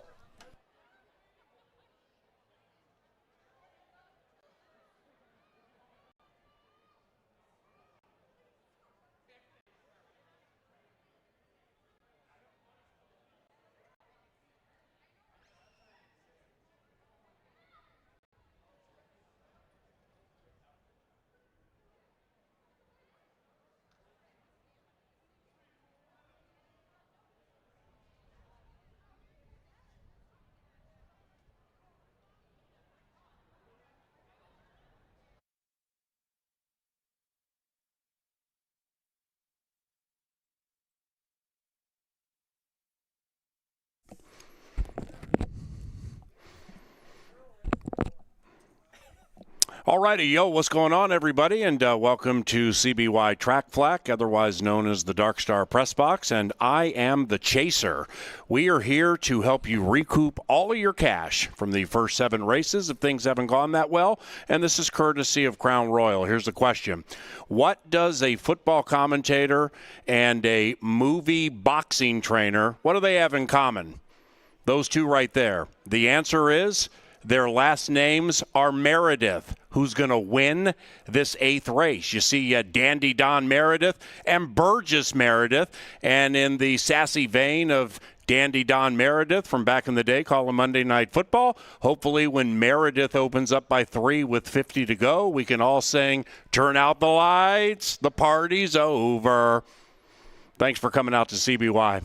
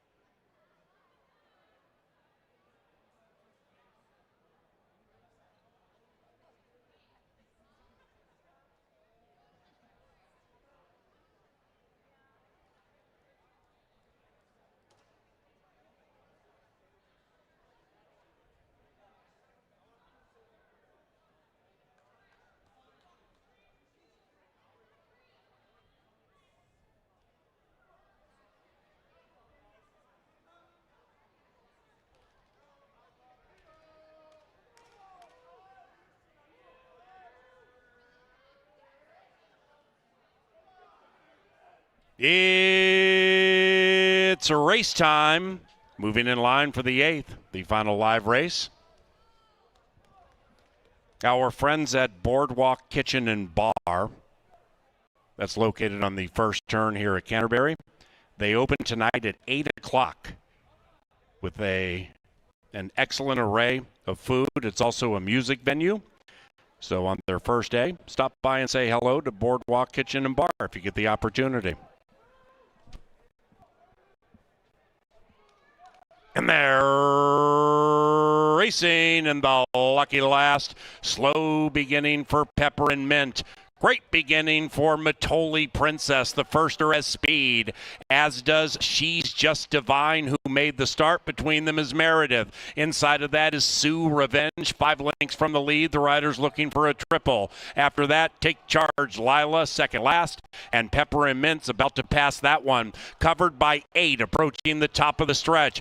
Matoli Princess leads the way at 7-1. A bunch of short prices for winners tonight. This one's 7-1, trying to lead them all the way. Matoli Princess leads it by 2.5 and came to run. Meredith lay second. Here comes Sue Revenge with a rush to the outside. Sue Revenge is on the move, and so is Pepper and Mint from last into the final football field. Matoli Princess, Sue Revenge, Sue Revenge, Sue Revenge.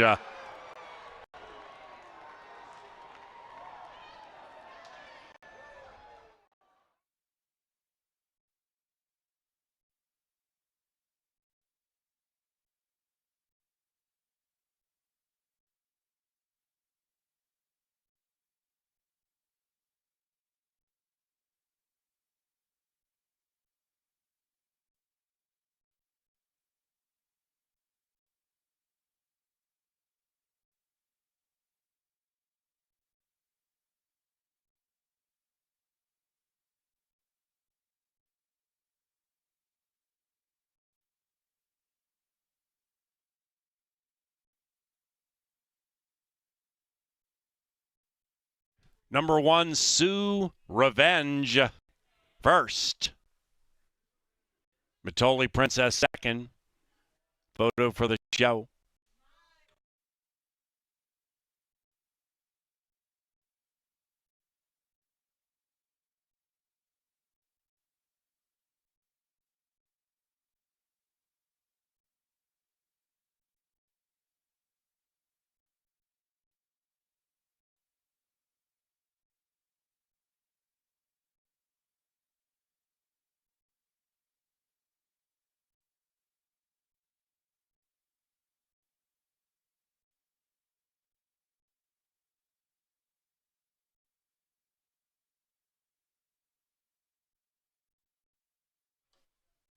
One, 3, 2, 5. 1, 3, 2, 5.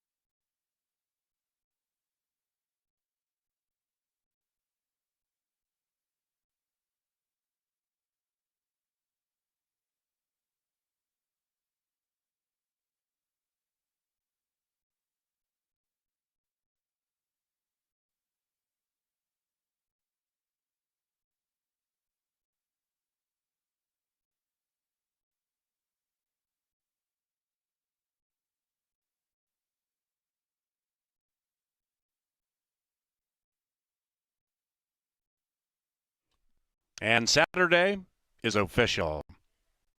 Second pick for $49.10.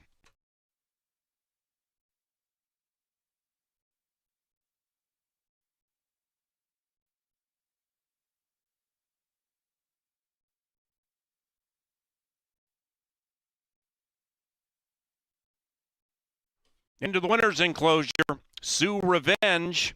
3 victories tonight for jockey Harry Hernandez. He's Harry Sioux Revenge is owned by Jeff Larson, who also bred the filly in Minnesota. This is a 3-year-old bay daughter of Matt's Broken Vow out of Sioux Appeal. Father's Day is tomorrow. Spend it at Canterbury. We start at 1.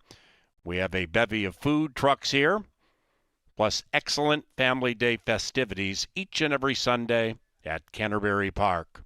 On behalf of our management team, those in the Darkstar press box, and for our television department, thank you very much for watching and wagering on Racing at Canterbury Park.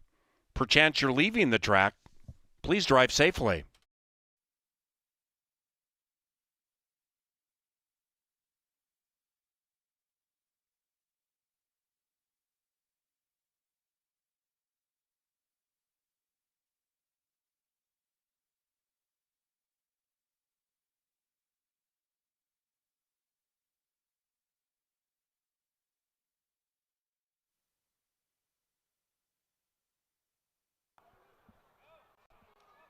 And they're racing in the lucky last. Slow beginning for Pepper and Mint. Great beginning for Matoli Princess. The firster has speed, as does She's Just Divine, who made the start. Between them is Meredith. Inside of that is Sioux Revenge. 5 lengths from the lead. The rider's looking for a triple. After that, Take Charge. Lila, second last. And Pepper and Mint's about to pass that one. Covered by 8, approaching the top of the stretch.